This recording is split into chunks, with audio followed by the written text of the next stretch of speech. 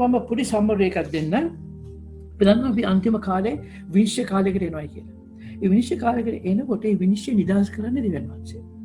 දඬුවම නිදහස් කරන්නේ දෙවියන් වහන්සේ.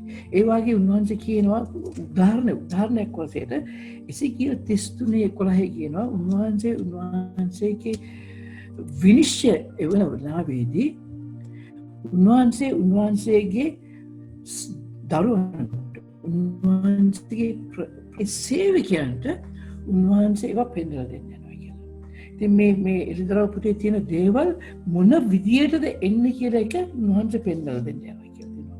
එසේකියල් 33:11 කියන උන්වහන්සේට ප්‍රීතියක් නැහැ කියලා විනාශ කිරීමෙන්. තේරෙනවද? ඉතින් ඊට පස්සේ ආමොස් 3 නෑ it is about මගේ පින්තූරේ. ඉන්නේ කගත්ත දෙවියන් වහන්සේ මේ පින්තූරේ දිහා බලා මම තීරණය මම කතා කරන්න ඕනේ මගේ ජීවිතේ මම ජීවත් වෙන්න ඕනේ මේ දර්ශනය මගේ ඉදිරියේ තියාගෙන. එහෙනම් අපි තව එක්කෙනෙකු ගැන කතා කරනකොට මොන තීරණයක් ගත්තත් මේ දර්ශනය ඉදිරියේ තියාගෙන අපි කතා කරනවා. අපි දෙවියන් වහන්සේ අපි මොන ස්ථානයකට ගෙනිච්චත් සිරගේ තිබ්බත් මාලිගාවේ තිබ්බත් පොඩි පල්ලියක තිබ්බත් විශාල පල්ලියක තිබ්බත් කොහෙද තිබ්බත් අපි මේ දේ ඉස්සරහට තියාගෙන ස්වාමීනි මට මේ ලෙවල් එකට එන්න පුළුවන් නම් බොහොම සන්තෝෂයි කියන ආසමෙන් යන්න ඕනේ. ඕකේ? මේක අමතක කරන්න එපා. ජීවිතේට මම තීරණය කරගත්තා ඔක අමතක කරන්න නැහැ කියලා. right. දැන් එසේකියල් 33 අපිට කියනවා උන්වහන්සේ විනිශ්චය එවන කාලයේදී උන්වහන්සේ ඒ විනිශ්චයගේ වොච්මන්ලාට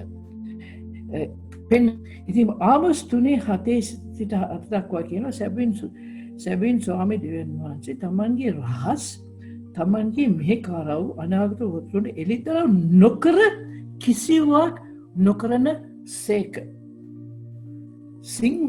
සිංහයා ගර්ජනා කළේ බයනවන්නේද? ළඟදී සිංහයා ගර්ජනය කරන්න යනවා මේ ලෝකයේදී. අපි මිනිස්සු යනවා ඒ වෙලාවේදී. ස්වාමී දෙවියන් වහන්සේ කතා කළ සේක ප්‍රොපේත වාක්‍යයක් නොකියන්නේ කවුද? උන්වහන්සේ කියන අන්තිම කාලේදී උන්වහන්සේගේ ආත්මය අපි අනාගත වාගේ කියන සිළු දෙනාටම දෙවියන් වහන්සේ මොනවද කරන්න යන්නේ කියන එක එළිදරව්ව දෙනවායි කියලා. දැන් මේ ලෝකේ දිහා බලනකොට සිද්ධි තමුගේ කන් ගාගෙන ඉන්නවා. අද හුඟක් වෙලාවට අපේ අම්මයි පියයි දරු තුන් දෙනයි මූටුරියයි බලාගෙන ඉන්නේ අපි හුඟක් වෙලාවට. එනවා අපේ පවුල දිහා බලාගෙන අපේ සමූහ දිහා බලාගෙන පොඩි දිහා බලාගෙන ඉන්නේ. ඊශ්‍රායල් දේශේ ආපු සෙනග ඒගොල්ලන්ගේ පවුල දිහා පවන බැලුවන අද උන්වහන්සේගේ මුළු විශ්වයම මාපු දෙවියන් සුද්ධායත් මහන්සේ අපි තුර දාලා තියෙනවා උන්වහන්සේගේ බල ගැනීම. මේ තමත් දෙයක් අවශ්‍යතාවයක් තිබුණා. මම මේ පාඩම ලැස්ති කරනවාදී මම ගොඩක් දේවල් මගේ හදවතට මම දාගත්තා. පුද්ගලිකව දාගත්තා. දෙවෙනි තුමති දෙකේ හතිමුයි හේවාකම් කරන්නා වූ කිසිවෙක් උන්වහන්සේගේ හේවාට වෙන්න. ඔහු සේවකයෝ මෙන් ලියාගත් අය සතුටු කරන පිණිස. කියන්නේ යේසුස් වහන්සේව සතුටු කරන පිණිස. මේ ජීවිතයේ කාරණා වලට පැටලෙන්නේ නැත. තවද යමෙක් ක්‍රීඩාවන්හි පොරට යන්නේද ඔහු නියම ලෙස නොයන්නේ නම් ඔහුට ඔටුන්න පැළඳ ගන්න ලැබෙන්නේ නැත. මංසේ කියනවා මේ ජීවිතයේ කාරණා වලට ඒක අපේ ජීවිතය පාලනය කරන්න ඉඩ දෙන්න එපා. දැන් අපි කිව්වා දැන් මේ සුමානේ අපි ලියෝඩිසිය සභාවට ගිහලා ඉතින් ඔක්කොම බලලා පුළුවන් තරම් ඉක්මනට අපේ සභාවට අපි එන්න උත්සාහ කරන්න ඕනේ කියලා. දැන් අපි එහෙම කියන්නේ මම කියන්නේ අහනම් ඔයගොල්ලෝ දැන් ඔයගොල්ලන්ගේ චර්ච් එක ලීව් කරලා වෙන චර්ච් එකට යන්න කියලා. මේ සභා හතෙම ඉන්න එක්කෙනෙකුටවත් යේසුස් වහන්සේ කිව්වේ නෑ වැගේ දෙවියන් වහන්සේ පීතර තියෙන සභාව තුළ තමයි වැය හරිගස්ස ගන්න වෙන්නේ. මම හිතන්නේ මේ සභාව තුළින් උන්වහන්සේ කතා කරන්නේ අපේ මාලිකාවට අපි තමයි දිවෙනවා ඒ මාලිකාවට කතා කරන්නේ. කියනවා පළවෙනි කොරින්ති 3:16 කියනවා නුඹලා දෙවියන් වහන්සේගේ මාලිගාව බව දෙවියන් වහන්සේගේ ආත්මයන් වහන්සේ නුඹලා තුන වාසය කරන බව නොදැනියුද. ඉතින් එහෙනම් මේ සභාව තුළින් ප්‍රථමයෙන්ම කතා කරන්නේ අපි නැමැති දේව මාලිගාවට. මම නැමැති දේව මාලිගාව මොන විදිහේ සභාවක්ද? ඒකේ තියෙන පළතු මොනවද? මම ඒව හරි ගස ගන්න ඕනේ කොහෙද කියලා බලන්න ඕනේ. මම හුඟක් ඉන්ෆර්මේෂන් දෙන්න යනවා. නමුත් ඒක අරගෙන දෙසත් තුන්සෙක් කල්පනා කරලා බලන්න මේක වැගේ ජීවිතේ. දැන් මගේ තාත්තටයි අම්මටයි ප්‍රමාද වැඩි. අපිට තාම ප්‍රමාද නැහැ. මේක අපේ ජීවිතයේ සදාකාල ජීවනයේ කොහොම විදිහට හරියට හදාගන්න කියලා පෙන්වන්න දෙවියන් වහන්සේ දේවදූතයෙක්. ඉතින් ඒකින්ද හුඟක් ප්‍රවේශම් වෙන්න ඕනේ. සමහර අය කියනවා මට දෙවියන් වහන්සේ මේක කරන්න කිව්වයි කියලා. මම එහෙම කියන අය ගැන ටිකක් ප්‍රවේශමෙන් ඉන්නේ. හුඟක් වෙලාවට ඒක දෙවියන් වහන්සේ අපිට කරන්න කියලා කිව්ව නෙමෙයි. මම දෙවියන් වහන්සේට මම මේක කරනවා කියලා කිව්වා. දෙවියන් වහන්සේ මට එනේ ඒ කියන්නේ දෙවියන් වහන්සේ මේක අනුමත කළා කියලා කියනවා. මොකද සමහර අය තීරණය ගන්න සභාව වලින් යන්න ඒ වලට ওই විදිහේ කතා කියනවා නේ. මට ගෝඩ් කිව්වා මේක කරන්න කියලා. right? ඊළඟට මම ගිය සැරේ කරනකොට කිව්වා I know your works. ඒ සොන්ට කිව්වා මම දන්නවා වෙන කවුද කියලා. අපිට තාමත්ම අවශ්‍යයි මම කවුද කියන එක දෙවියන් වහන්සේගේ හදවතේ තියෙන මොකක්ද කියන එක ඉදරව කරන්නේ. ඒක මම ඉස්සෙල්ලා කරපු එකේ ආයි කියවල බලන්න තාමත්ම වැදගත් දෙයක්. අපි හිතනවා අපි හොඳ මිනිස්සෙක් කියලා.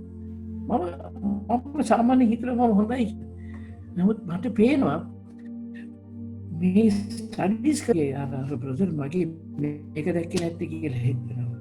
එනවා පුදුම දුර්වලකම් අපේ දුර්වල සිතට ගෙනල්ලා අපි ඉල්ලපුවම උන්වහන්සේ අපිට මේ දෙනවා. ඒ වගේම කියනවා දෙවියන් වහන්සේ තුළ වර්ධනය වෙන්නේ උන්වහන්සේගේ ගෘහේ ගීතාවලිය 92 15 දක්වා අයට කියනවා ස්වාමීන් වහන්සේ ගෘහේ හිඳන ලද්දෝ කියලා තියෙන සිංහල බයිබලේ. ඉංග්‍රීසි බයිබලේ තියෙන හිඳන ලද්දෝ නෙමෙයි planted. ඒ කියන්නේ ගැඹුරු මුල් බැස ලද්දෝ පමණයි පළ දරන්නේ.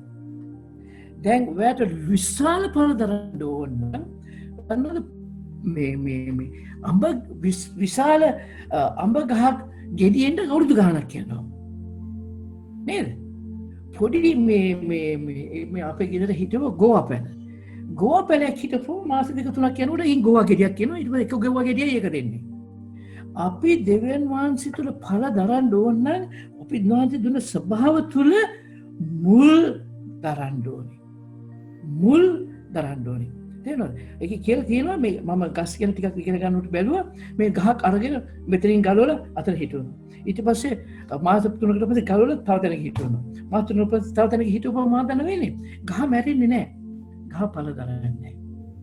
ඔය පල්වලින් යන අයට ඒගොල්ලෝ පළ දරන්නේ නැහැ. හැබැයි මැරෙන්නෙත් නැහැ. ඒගොල්ලන්ට කියනවා ඒගොල්ලෝ මැරෙන්නෙත් නැහැ පළ දරන්නෙත් නැහැ. ඒකින්ද ඇල් මැරිච්ච සෙනෙක්. අද අපි කතා කරන්නේ යනවා කොපමණ භයානකද කියලා ඇල් මැරිනොයි කියන එක. right? මේ අන්තිම කාලයේදී අපි දැන් මට මතකයි ඉස්සර මම මේ ලංකාවේ ගිහිල්ලා මේ ජැෆ්නා ඒ පැතුරු වැඩ කරනකොට අපි දෙවියන් වහන්සේගේ මඟ පෙන්වීමෙන් ඉන්න ඕනේ. සමහර තැන්වලට මට ආරංචි වෙන එක සැරයක් අපි එක තැනකට යන්න කියලා හිටියේ. එතනට යන්න වෙනතු දෙවියන් වහන්සේ අපිට වෙන තැනකට අපි යන්න තියෙන කියලා. හන්ද කල්පනා කරලා මේ බීච් එකට යනවද තව තැනකට යනවද කියලා.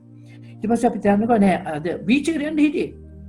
උදේ ඉඳලා අපි ටීචින් කරලා ට්‍රින්කමලි හවස බීච් එකට යන්න හිටියේ.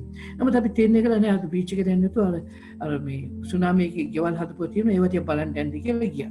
ඊළඟ බලනකොට දැන් ඒ බීච් එකේ විශාල ටයිගර්ස්ලයි මේ ආමිකයි විශාල සත්න කියලා බිසි මිනිමල්වක් වුණා ඉතින්.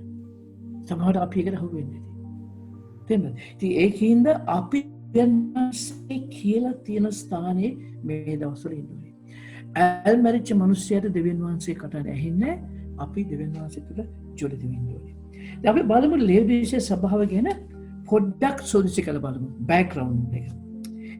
ලේවිෂේ සභාව කොහොම විශාල ධනවත් රටක්. ස්ථානයක් නගරයක්. ඒ විශාල ධනවත් නගරයක්. ඒ විතරක් නෙමේ ඒ නගරේ හරියට විශාල භූමිකම්පාවක් තිබුණා. මේ භූමිකම්පාව ආපු වෙලාවේදී ඒ නගරේ සම්පූර්ණයෙන්ම විනාශ වුණා. ඒ විනාශ වුණාම ඒ නගරේ අය කිව්වා අපිට කාගෙන්වත් උදව් ඕනේ නැහැ. අපිට සල්ලි තියෙනවා. එක කෙනෙක්ගේ ඕනේ අපිට වෙන රටකින් උදව් ඕනේ අපිට පුළුවන් අපේ කකුල් දෙකෙන් හිටගන්න කියලා ඒගොල්ලෝ කිසිම උදව්වක් ගත්තේ නැහැ. දැන් යේසුස් වහන්සේ ඒගොල්ලන්ගේ ඒ ශාරීරික උඩඟුකමේ ශක්තිය උදාහරණයක් විදිහට පාවිච්චි කරනවා පෙන්වන්න ඒගොල්ලන්ගේ ආත්මික දුර්වලතාවයක්. ඒගොල්ලෝ කියනවා because you අර සිංහලෙන් කියන්නේ මේ නුඹ කියනවානේ නුඹට අවශ්‍යතාවයක් නැහැ කියලා. නුඹ කියනවා මට ධනය ඇත්තේ කිසි දෙයක් හිඟයක් නැත්තේ කියනවා කියනවා. ඒගොල්ලන්ට ඒ ශාරීරික මානසිකව තිබුණ ඒ උඩඟුකම ඒගොල්ලන්ගේ ආත්මික ජීවිතය කියලා. යේසුස් වහන්සේ ඒක ඒගොල්ලන්ට අඳුරලා කෙනෙකුට කියනවා නුඹ හිතනවා නුඹලට කිසිම අවශ්‍යතාවයක් නැහැ කියලා. අපි කොපමණ දෙවියන් වහන්සේ තුළ ඉහළට ගියත් අපි යන්න අනේ ස්වාමීනි සිතින් බිඳුව ඉන්දෝනේ. නෝන් ස්වාමීනි ඔබ වහන්සේ මට කතා කළේ නැත්තම් මම බැංක්‍රප්ට්. මම සිතින් මට කිසිම දෙයක් නැහැ කියලා කියනවා. ඊට පස්සේ ඒගොල්ලන්ගේ තිබුණා රෙදිපිලි කර්මාන්තයක්. ඒ රෙදිපිලි කර්මාන්තය වල ඒගොල්ලෝ හැදුවා කළු පාට සිල්ක් මම හිතන්නේ. ඇඳුම් හදන හරිම world famous මුළු ලෝකෙම ප්‍රසිද්ධයි. ඉතින් ඒක දෙවියන් වහන්සේ පාවිච්චි කළා ඒගොල්ලන්ගේ වස්ත්‍රය හරි නැහැ කියලා පෙන්වන්න. මොකද ව්‍යාධින වස්ත්‍රය නෙමේ මම වෙන දෙවියන් වහන්සේ පෙන්වන්න කියලා කියනවා. ඒ ළමයි ඒගොල්ලන්ට කොච්චර සල්ලි තිබුණත් ඒගොල්ලන්ට තිබුණා water supply ජල සම්පාදනයේ ප්‍රශ්නයක් තිබුණා. ඉතින් ඒකෙන් හින්දා ඒගොල්ලන්ට වතුර ආවේ හුඟක් දුර තැනක ඉඳලා හුඟක් රස්නේ තැනක ඉඳලා ඒක වතුර ගලාගෙන ඇවිල්ලා මේ ලෙව්ඩීසියා වලට එනකොට ඒ වතුර ඇල්මැරිලා තිබුණා. ඒ වතුර තිත්තයි. ස්වභාවයෙන්ම ගඟකින් ඇල්මැරිච්ච වතුර ඒක තිත් වෙලා තිබුණා. ඉතින් දෙවියන් වහන්සේ කිව්වා නුඹගේ ආත්මික ජීවිතයත් ඇල්මැරිලා තිත්තයි කියලා. ඒ සෝන්ට ඒගොල්ලන්ට ඒතර අර පහසු වෙන විදියට උන්වහන්සේ ඒක තේරුම් කරලා දුන්නා. කියනවා නුඹ උෂ්ණසුකුත් නැහැ සීතලත් නැහැ. නුඹලා එදිනෙදා බීපු වතුර මතකද? ඒව තිත්තයි නේද? ඒ වගේ තමයි නුඹගේ ආත්මයත් මට තිත්තයි කියලා. ඒ වගේම මම මේ බෑග්ග්‍රවුන්ඩ් එක කියන්නේ ඒගොල්ලන්ගේ පසුබිම. ලෙව්ඩීසියා කියන එකේ තේරුම තමයි rule of the people. ඒ කියන්නේ ජනතාව පාලනය කරන ස්ථානයක්. ජනතාව පාලනය කරන ස්ථානයක්. දැන් දෙවියන් වහන්සේගේ සභාව කවුද පාලනය කරන්න ඕනේ? පාස්ටර්ද? ජනතාවද? යේසුස් වහන්සේද? යේසුස් වහන්සේ නේද? ඉතින් යේසුස් වහන්සේ මොනවද කිව්වේ? මේ සභාව ජනතාව පාලනය කරන සභාවක්. ඒක නිසා ඒගොල්ලන්ට ලියනකොට උන්වහන්සේ ලිව්වේ හැම සභාවකට මේක සිංහල මේක තාමත්ම වැදගත් පොයින්ට් එකක්. නමුත් ඒක සිංහල මේ බයිබලේ ඒක එන්නේ නැහැ. දැන් ඒක කියනවා and to the angel of the church in Philadelphia in Ephesians කියලා මේ Philadelphia ඒ තියෙන සභාව. එහෙම නැත්නම් මේ එපිසෝඩ් තියෙන සභාව. නමුත් මේකට ලියනකොට යේසුස් වහන්සේ ලිව්වේ the church of the Laodiceans. Not church in Laodicea.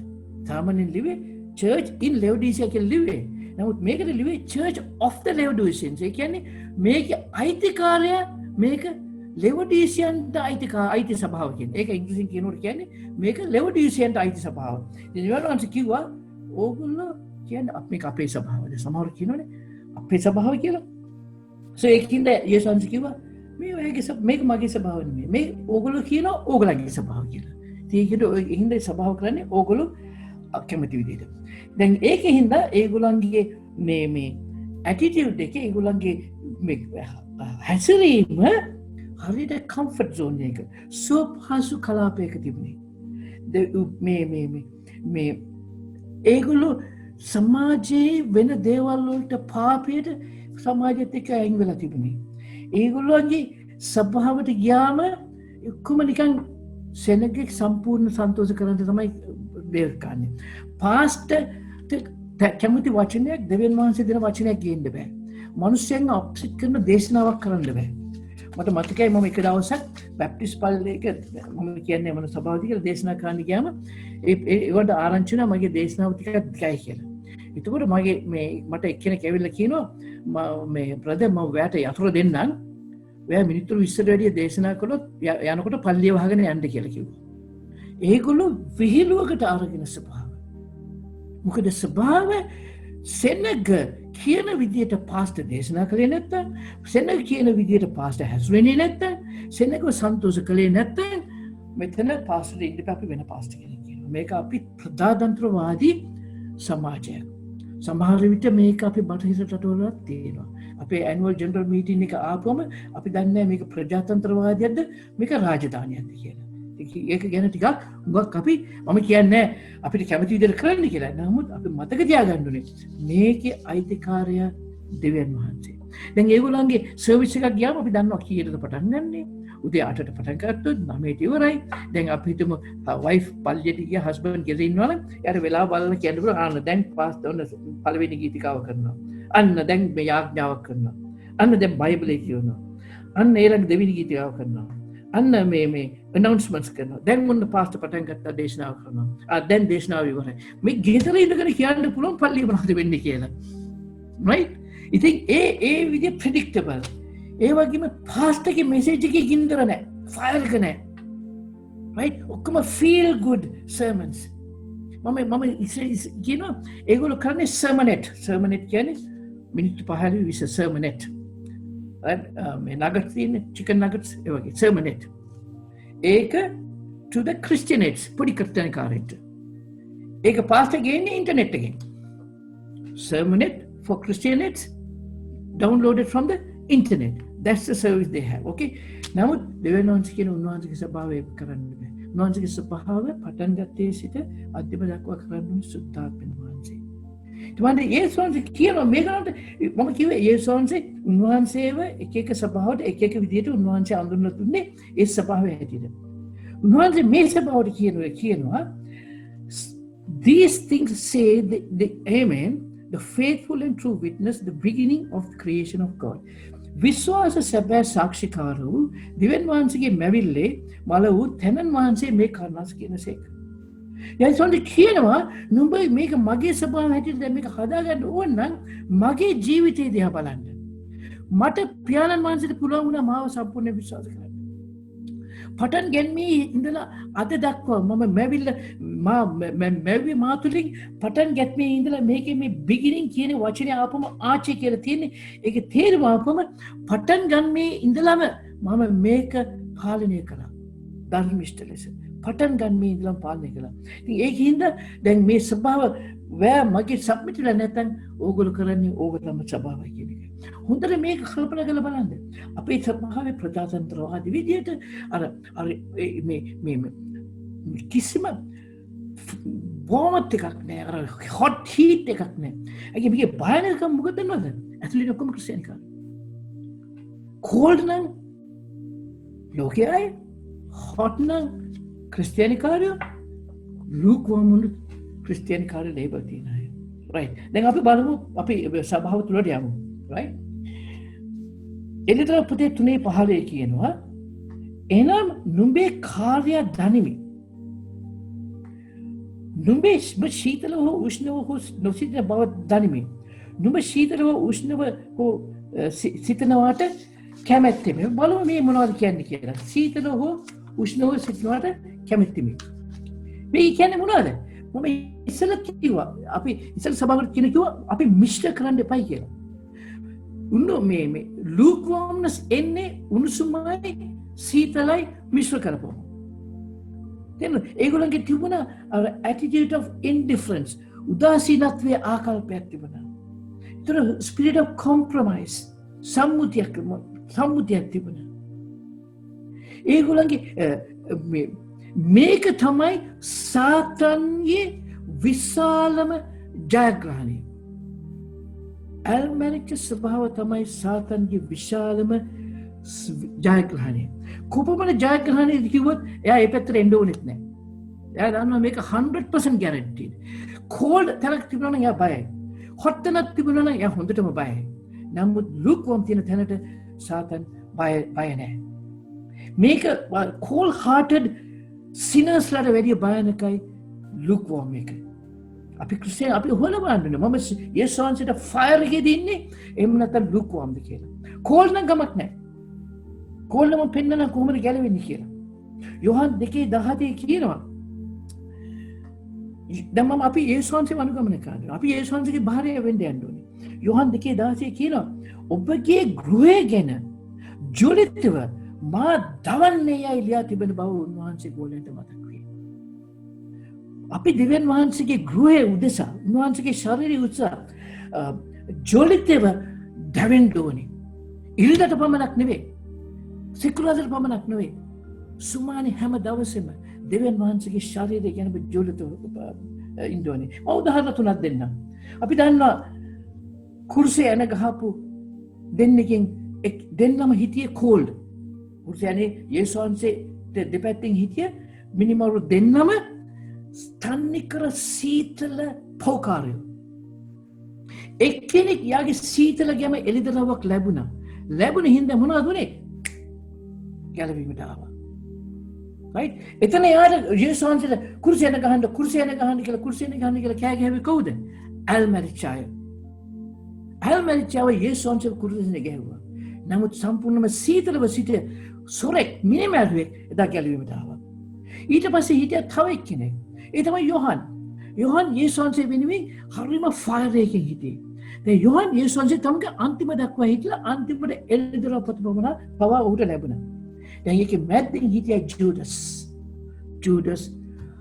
එයා යේසුස් වහන්සේව අනුගමනය කළා. යාගේ ඔක්කොම දාලා අර පොහොසත් මිනිසයාට වැඩිය කැපවීමක් තිබුණා ජූඩස්ට. එයා ඔක්කොම දාලා යේසුස් වහන්සේ අනුගමනය කළා. නමුත් එයා යේසුස් වහන්සේට පුරුදු වුණා. හැමදාම යේසුස් වහන්සේගේ ගිහලා යේසුස් වහන්සේගේ ඒක පුරුදු වුණා. එයාගේ ජොලිතකම දිනෙන් දින ගැඹුරට ගියේ නෑ. දැන් අපි සේවයේ ඇවිල්ලා අවුරුදු 30ක් වෙනවා. පාස්ටර් මහින්දෙන් අහන්න මගේ ජොලිතකම දැන් අඩු වෙලාද වැඩි වෙලාද කියලා. තේරෙනවද? පාස්ටර් එනකොට අපි ජොලිතකම වැඩි වෙනවා. ඉතින් මෙයාට ගුණාල් මොනවද? ඒක අන්තිමට එයා ඇල්මරිච්ච භාවයට ආවා. එයාට මොකද වුනේ? මේ ගෝලෙක් පොඩි කෙනෙක් නෙමෙයි. යේසුස් වහන්සේගේ 12න් එක්කෙනෙක් වෙලා මොනවද උනේ? යෝහන් 17:12 කියනවා මම ඔවුන් සමග සිටියේදී ඔබ මට දුන් ඔබගේ නාමයෙන් ඔවුන් ආරක්ෂා කළෙමි. මම ඔවුන් ප්‍රවේශම් කළෙමි. යේසුස් වහන්සේ අපේ දෙස බලාගෙන සිටිනවා. උන්වහන්සේට සේවය කරන අයව උන්වහන්සේ ප්‍රවේශම් කරනවා. මලකයි පුතේ කියලා තියෙනවා. ගොඩක් තැන්වල කියලා තියෙනවා. උන්වහන්සේගේ ඇස් යොමු වෙලා තියෙනවා උන්වහන්සේට සේවය. උන්වහන්සේට සේවය කරන අයට අත ගහන්න එපා. භයානකයි. මොකද දෙවියන් වහන්සේගේ සේවය කරන අයව ආරක්ෂා කරන්නේ දෙවියන් වහන්සේ. ඒගොල්ලන්ව ආරක්ෂා කරන්න උත්සාහ කරන්නේ නැහැ. ගණන් කතාවේ 12 කියවලා බලන්න. මම ඔවුන් ප්‍රවේශම් කළෙමි. දේවීය සේවය කරන උණුසුමින් සේවය කරන මිනිස්සුව ප්‍රවේශම් කරන්නේ යේසුස් වහන්සේ. ඔයා මිනිස්සුන්ට විරුද්ධව යම් කිසි කළොත් ඔයා ඒ සටන කරන්නේ යේසුස් වහන්සේට විරුද්ධව. කලිමි දේවල් සම්පූර්ණ මිනිස විනාශයේ පුත්‍රය හැර ඔවුන්ගෙන් කිසිවක් විනාශ නුනේ. ජූදස් විනාශ වුණා ගෝලෙක් වෙලා ඉඳලා. මොකද එයා ඇල්මරිච්ච ජීවිතයක් ගත කළා. අද ෆයර් හෙට කෝල්ඩ් අනිද්ද දෙකම මිස් වෙනවා. අද ෆයර් හෙට කෝල්ඩ් දෙක එනිදාට ඊළඟ මිස් වෙනවා. දැන් මේකේ එක ලක්ෂණයක් මොනවද? අපි දෙවියන් වහන්සේ තුම උණුසුමයි නැහැ කියන එකේ එක ලක්ෂණයක් මොනවද? අපි දැන් විවාහ වෙන්න ඉන්න පුරුෂයෙක් ඉන්නවා කියලා ස්ත්‍රියක් එක්ක එයා නිතරම ඒ ස්ත්‍රිය ගැන කල්පනා කරනවා නේද? කාලය යොදවනවා එයා ආදරය කරන කෙනා ගැන කල්පනා කරන්න. තේරෙනවද? ඉතින් දැන් අපි එක ලක්ෂණයක් තමයි දෙවියන් වහන්සේ තුල උණුසුමේ ඉන්න අය නිරන්තරයෙන්ම දෙවියන් වහන්සේ ගැන කල්පනා කරනවා. ගෙදර කුස්සියේ පොල් ගගා හිටියත් right වාහනය කෙලවගෙන හිටියත් ඔෆිස් එකේ වැඩ කරගෙන හිටියත් ඒගොල්ලෝ දෙවියන් වහන්සේ ගැන කල්පනාවෙන් ඉන්නවා. දෙවියන් වහන්සේගෙන් කල්පනාවෙන් ඉන්න නිසා ඒගොල්ලෝ පාපයට වැටෙන්නේ නැහැ. අනවශ්‍ය දේවල් වලට වැටෙන්නේ නැහැ. ඕපාදුපොක් වෙන්න වැටෙන්නේ නැහැ. අනවශ්‍ය විදිහට කාර්ය ගත කරන්නේ නැහැ. එපිස 5:15 දක්වා කියනවා ඒ නිසා නුඹල ඥානය නැත්තම් මෙන් නොව ඥානය මෙන් ප්‍රවේශමෙන් හැසිරෙන්න බලා ගන්න. Now ඉංග්‍රීසි භාෂාවේ කියනවා redeeming time. මේක තමයි සිංහල භාෂාව හරියන්නේ නැහැ. ඒ redeeming time කියන්නේ කාලය මුදා ගන්න. කාලය ප්‍රවේශමෙන් වියදම් කරන්න. ඉංග්‍රීසියෙන් කියනවා see then you walk circumspectly. බොහොම ප්‍රවේශමෙන්. Not as fools. Redeeming the time. දවස් නපුරු බැවින් ප්‍රස්තාව අල්ලා ගන්න. මේ නිසා නුඹලා අනුව නොවේ ස්වාමීන් වහන්සේ කැමැත්ත කුමක් කිමෙක්ද කියා තේරුම් කරගන්න. ඊටමත් අවශ්‍ය දෙයක් තමයි අපි දෙවියන් වහන්සේ අපිට කැඳවලා තියෙන කැමැත්ත මොකද්ද කියලා හොයාගන්න ඕනේ. අපි දෙවියන් වහන්සේගේ නාමයෙන් කොච්චර හොඳ වැඩ කළත් අපි කරන්නේ දෙවියන් වහන්සේගේ කැමැත්ත තුල නෙමෙයි නම් අපි පසුබට වෙලාවක් කියනවා. අපිට සුද්ධාත්මයන් වහන්සේ අපි ළඟ නැහැ. අපිව ශක්තිමත් කිරීම පිණිස. අපි සොයාගන්න ඕනේ දෙවියන් වහන්සේ අපිට දීලා තියෙන කැඳවීම මොකද්ද? ඒ කැඳවීම තිරුලේ යනකොට සුද්ධාත්මයන් වහන්සේ වැයලාගේ ඉන්නවා. වැයව නිරන්තරයෙන්ම ශක්තිමත් කරන්න. දෙවියන් වහන්සේ කාලේ දිහා බලන්නේ ඊටම පුදුම විදියට. දෙවෙනි පේතෘස් පොතේ 3:8 කියනවා එක දවසක් අවුරුදු 1000ක් මෙන් වෙන්නේ කියලා. ඒ කියන්නේ අපි එක දවසක් නාස්ති කළොත් ඕපාදුප කියලා. එක දවසක් නාස්ති කළොත් අනවශ්‍ය දේවල් කළා. අපි අවුරුදු 1000ක් නාස්ති කරපු කාලේ කාපු මිනිසෙක් වඩපත් වෙනවා. මම ආස නැහැ ඒ කාලේ කනොන්සන් මොනවද කියන්නේ කියලා කියන්නේ වචනේ සැරවැටි. මම ඒක බෙදලා බැලුවා. ඒ කියන්නේ අපි එක පැයක් ඕපාදුප කිය අනවශ්‍ය දේවල් කිය අනවශ්‍ය විදිහට පාපේ ගත කළොත් දවස් 5200ක් හැටි දෙවියන් වහන්සේ කියන්නේ. ඔය දවස් 5200ක් ඕපාදුප කිව්වා. ඔය දවස් 5200ක් මිනිසුන්ට ඊර්ෂ්‍යා කළා. ඔය 15200ක් අනවශ්‍ය දේවල් කළා කියලා දෙවියන් වහන්සේ කියනවා. අපි ඒ විදිහට කාලේ නාස්ති කළ කොහොමද දෙවියන් වහන්සේට දෙන්නේ?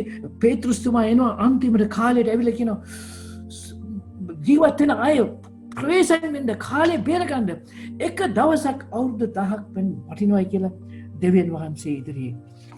ඔයාලට කිසිම දෙයක් කරන්න නැත්නම් කටට දාගන්න ප්ලාස්ටර් එකක්. දාගෙන බයිබලේ කියවන්න. එහෙම නැත්නම් යාඥා කරන්න. එහෙම නැත්නම් නිදාගන්න. පාපය කරන්න එපා.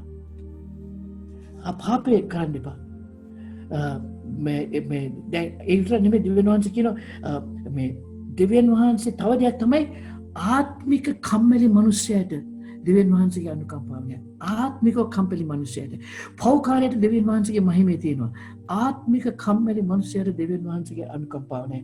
සුද්ධ මතේ 25:30 කියනවා නිෂ්ප්‍රයෝජන 16 පිටත අන්ධකාරයේ දමන්න. ඒදී හැඬීමත් දක්මැලිකමත් වන්නේය. නිෂ්ප්‍රයෝජන 16 පිට අන්ධකාරයේ දමන්න. ඒදී හැඬීමත් දත්මිලිකාම වන්නේයයි කීවේය. මේක ගීතාවලිය 136 කියනවා උන්වහන්සේ කරුණාව සදාකල්ල පවත්නය. උන්වහන්සේගේ කරුණාව උන්වහන්සේ කියනවා මේ උන්වහන්සේගේ කරුණාව අන්තිම පෞකාරය. යේසුස් වහන්සේ සම කුරුසියේ හිටපු පෞකාරය වගේ අන්තිම පෞකාරය මිනිමරුවේ සම්පූර්ණයෙන්ම දෙවියන් වහන්සේට ඇවිල්ලා පසුතැවිලි වෙලා සමාව ඉල්ලපුවම උන්වහන්සේ ඒ සමාව දෙනවා. නමුත් උන්වහන්සේගේ ඉදිරියේ ඇල් මැරිච්ච මිනිසයා දිහා බලලා උන්වහන්සේ වෙන තීරණයක් දෙනවා. වෙන තීරණයක්. අපි ඇල් මැරිච්ච ගැන බය වෙන්න ඕනේ. අපි මොකද ඇල් මැරිච්ච අය තමා මේ නොමග යනවා පමණක් නොවේ. ඒගොල්ලෝ අනිත් අයට බාධාවක් වෙනවා. මොකද ක්‍රිස්තියානි කෙනෙක් නුවණ එක්කෙනෙක් බලලා කියනවා මෙයා බලන්න මෙයා වයිෆ් එක හැටි බලන්න මෙයාගේ ජීවිතය දිහා බලන්න මෙයා මේ පල්ලියේ ඉන්නකොට උඩ අද්දාලා හලෙලූයා අපුඩි ගහලා දවකන මෙයා ජීවිතය ඇවිල්ලා බලන්න මම දන්නවා එක්කෙනෙකුට මට කිව්වා මේ මට ගෝඩ් කෙනෙක් කියනවා මම දැකලා තියෙනවා අර හැටි කියලා. මොකද ඇල් මැරිච්ච අය ඒකයි දෙවියන් වහන්සේකට අකමැති. ඇල් මැරිච්ච අය අනිත් අයට බාධාවක් වෙනවා. මේ යොහන් 15:6 කියනවා යමෙක් මා තුළ නොපතී නම් ඔහු අත්තක් මෙන් පිටත දමනු ලැබ වියලියයි. ඒවා එක්කොට ගින්නට දමනු ලැබේ. ඒවා දරා යන්නේ. අපි දෙවියන් වහන්සේ තුළ සම්බන්ධ වෙලා තියෙනවා නම් උන්වහන්සේ තුළ තියෙන ජොලිතකම අපි තුළ තියෙයි. දැන් ඒ ඇල්මැරිච්ච භාවය ගැන කියනවා. අපි ඒ මම පදෙන් පදයට ගන්නම්. එල්දර පුතේ 3:16 කියනවා. දැන් මම පදෙන් පදයට යන්නේ 3:15 ඉස්සෙල්ලා කිව්වා. නුඹ උෂ්ණව හෝ සීතලව නොසිට ඇල්මැරි සිටින බැවින් මාගේ මුඛයෙන් නුඹ වමාරෙන්නෙමි. මම වමාරෙන්නේ. බලමු මේ මොනවද මේ වොමිට් කරනවා කියන්නේ. දැන් කී දෙනෙක් දැන් අපි කියනනේ මේ Zoom එකේ අත උස්සලා කියන්නේ කියලා. කී දෙනෙක් ආසද යේසුස් වහන්සේගේ වමාරය වම වෙනවා. කියන්නේ මේ වොමිට් වෙනවා. වමනේ වෙනවට කැමතිද? කී දෙනෙක් ආසද යේසුස් වහන්සේගේ වමනේ වෙනවට? කවුරුත් නෑ. මම අවත දැම්මේ මම ප්‍රශ්න ඇහුවා විතරයි. right. බලමු මොනවද මේ වමනේ දානවා කියන එකේ තේරුම මොකක්ද කියලා. දැන් අපි දන්නවා යේසුස් වහන්සේ මේ ලෝකෙට ඇවිල්ලා කුරුසේ ඇනගාලා ඊට පස්සේ උන්වහන්සේ නැගිටිනවා. අද උන්වහන්සේ පියාණන් වහන්සේ සමග දකුණු පැත්තේ ඉඳගෙන බලාගෙන ඉන්නවා මේ ලෝකේ වෙන දේවල්. ඒ බලාගෙන ඉන්න ගමන් උන්වහන්සේ ඉඳගෙන හිටියට උන්වහන්සේගේ මුඛය නිරන්තරයෙන්ම විවෘත වෙලා තියෙන්නේ. උන්වහන්සේගේ සෙනග දිහා බලලා මේ ලෝකේ දිහා බලලා උන්වහන්සේගේ මුඛයෙන් යම් කිසි දෙයක් පිට වෙනවා. දැන් බලමු උන්වහන්සේ මගේ දිහා බලපුවම. ඒ නැත්නම් වැගේ දිහා බලපුවම මොන විදිහේ දෙයක්ද උන්වහන්සේගේ මුඛයෙන් පිට වෙන්නේ කියලා.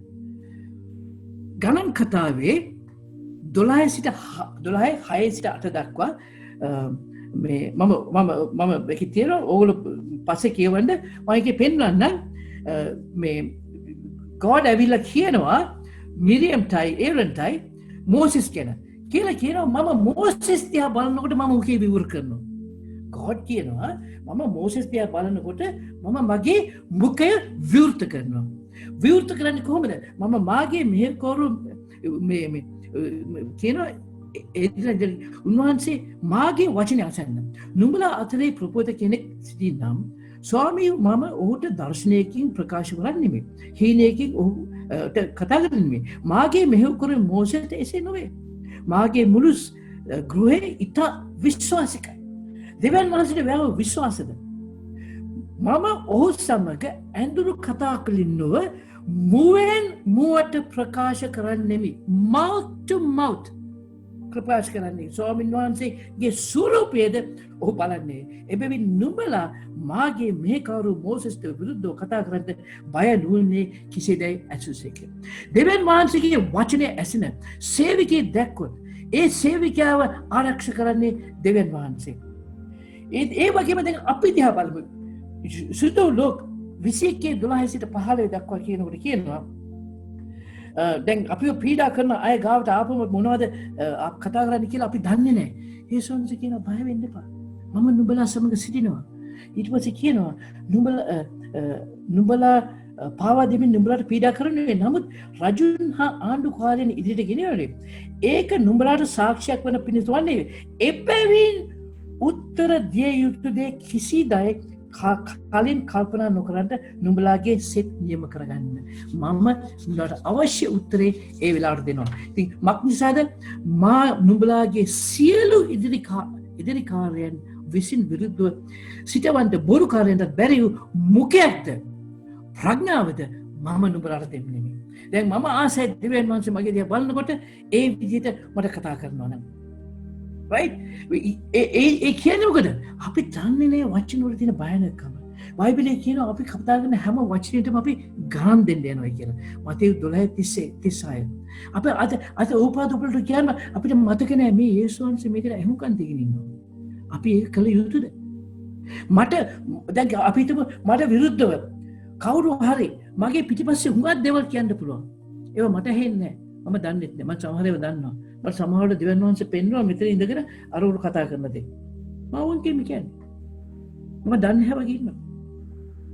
දෙවියන් වහන්සේ කියනවා වේ තව කෙනෙක් ගැන මෝසෙස් ගැන කතා කරන දේ මෝසෙස් දැනගෙන ඉතින් මෝසෙස් ඒක ගණන් ගත්තේ නැහැ. තේරෙනවද? නමුත් වේට දෙවියන් වහන්සේගෙන් සංගවිලා ඇල්මරිච්ච conversation එකක් දාන්න බෑ උන්වහන්සේට ගැහෙනවා. දැන් දෙවිනි විදියට යේසුස් වහන්සේ උන්වහන්සේගේ මුඛය විවෘත කරනවා. රෝම 8:34. මරුණෙත් ඒ ඇර මලුන්ගෙත් නැගිටිව් ලැබුවත් දෙවියන් වහන්සේ දකුණු පැත්තේ සිට අප උදෙසා මැදහත් කරන්නේ ක්‍රිස්තුස් වහන්සේය. ඒ කියන්නේ සමහරට වෑදිය බලනකොට වෑදිවෙන් වහන්සේගේ සේවය කරනවා දිහා බලලා සමහර වැ බිස්නස් කරනවා දිහා බලලා. වෑදිවෙන් වහන්සේගේ නාමයෙන් ධර්මිෂ්ඨ බිස්නස් කරනවා. වෑ ඇකවුන්ටන්ට් කෙනෙක් වෙන්න පුළුවන්, ડોක්ටර් කෙනෙක් වෙන්න පුළුවන්. නමුත් දෙවියන් වහන්සේට ප්‍රශංසා කරන විදිය ඒ කරනකොට දෙවියන් වහන්සේ වෑ වෙනුවෙන් වෑට ෆේවර් එකෙන්ද තාත්තා ඉදිරියේ මැදහත් වෙනවා. නමුත් යේසුස් වහන්සේ ඇල්මැරිච්ච ක්‍රිස්තියානිකාරය දිහා බලලා අනවශ්‍ය දේ කරන ක්‍රිස්තියානිකාරය දිහා බලලා උන්වහන්සේ වමනේ දානවා. ඒක සාධාරණද? ඒක සාධාරණ. මට දුක නෑ යේසුස් වහන්සේගේ වමනේ වැගේ ඇඟේ තිබුණයි කියලා. මට දුක යේසුස් වහන්සේ ගැන. මම ලෙඩ හැදිලා වමනේ දාලා තියෙනවා. වමනේ දානකොට ඒ වමනේ දාන එකිනෙකට විශාල වේදනාවක් තියෙනවා.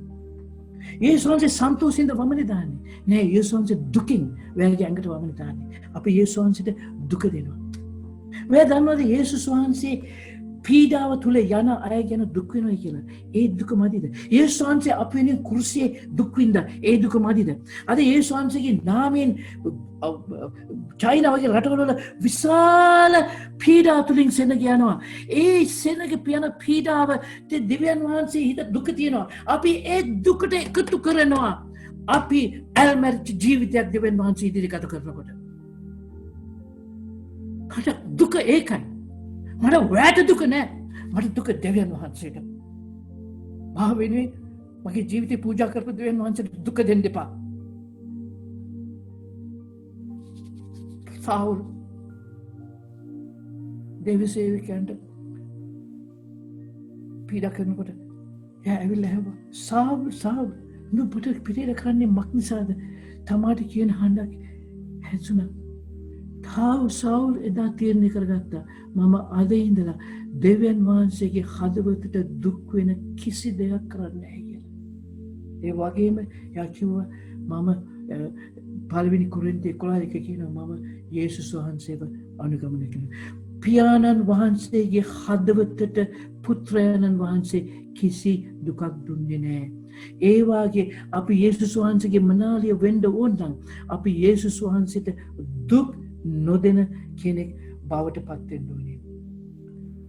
යෝෂුවා කිව්වා 24:15 කිව්වා එක්ක කෝල් වෙන්න ඕන. යේසුස් වහන්සේගෙන් ඇත්තට කම්ප්ලීට්ලි වෙන තැනකට යන්න ඕන නම් එහෙම යන්න. එහෙම නැත්නම් යේසුස් වහන්සේ වෙතට එනවා නම් සම්පූර්ණ හදවතින් ඉන්න කියලා කියනවා. නුඹලා සේවය කරන්න කැමති කාටද කියන්නේ? යෝෂුවා 24:14 නුඹලා සේවය කරන්න කැමති කාටද කියා අදම තෝරා ගන්න. ඒත් අපි නම් මමද මාගේ පවුලද ස්වාමීන් වහන්සේට සේවය කරන්න මේ කිව්වේ. ඒක පවුල් ගත්ත ඒ තීරණේ. ඒ වගේ අපි කියමු එළිදරවක එන්න කියලා ස්වාමීනි අද ඉඳලා ඔබ වහන්සේගේ හදවතට මම වේදනාවක් කියන්නේ නැහැ කියලා. දැන් ඊළඟ පදයට යනවා.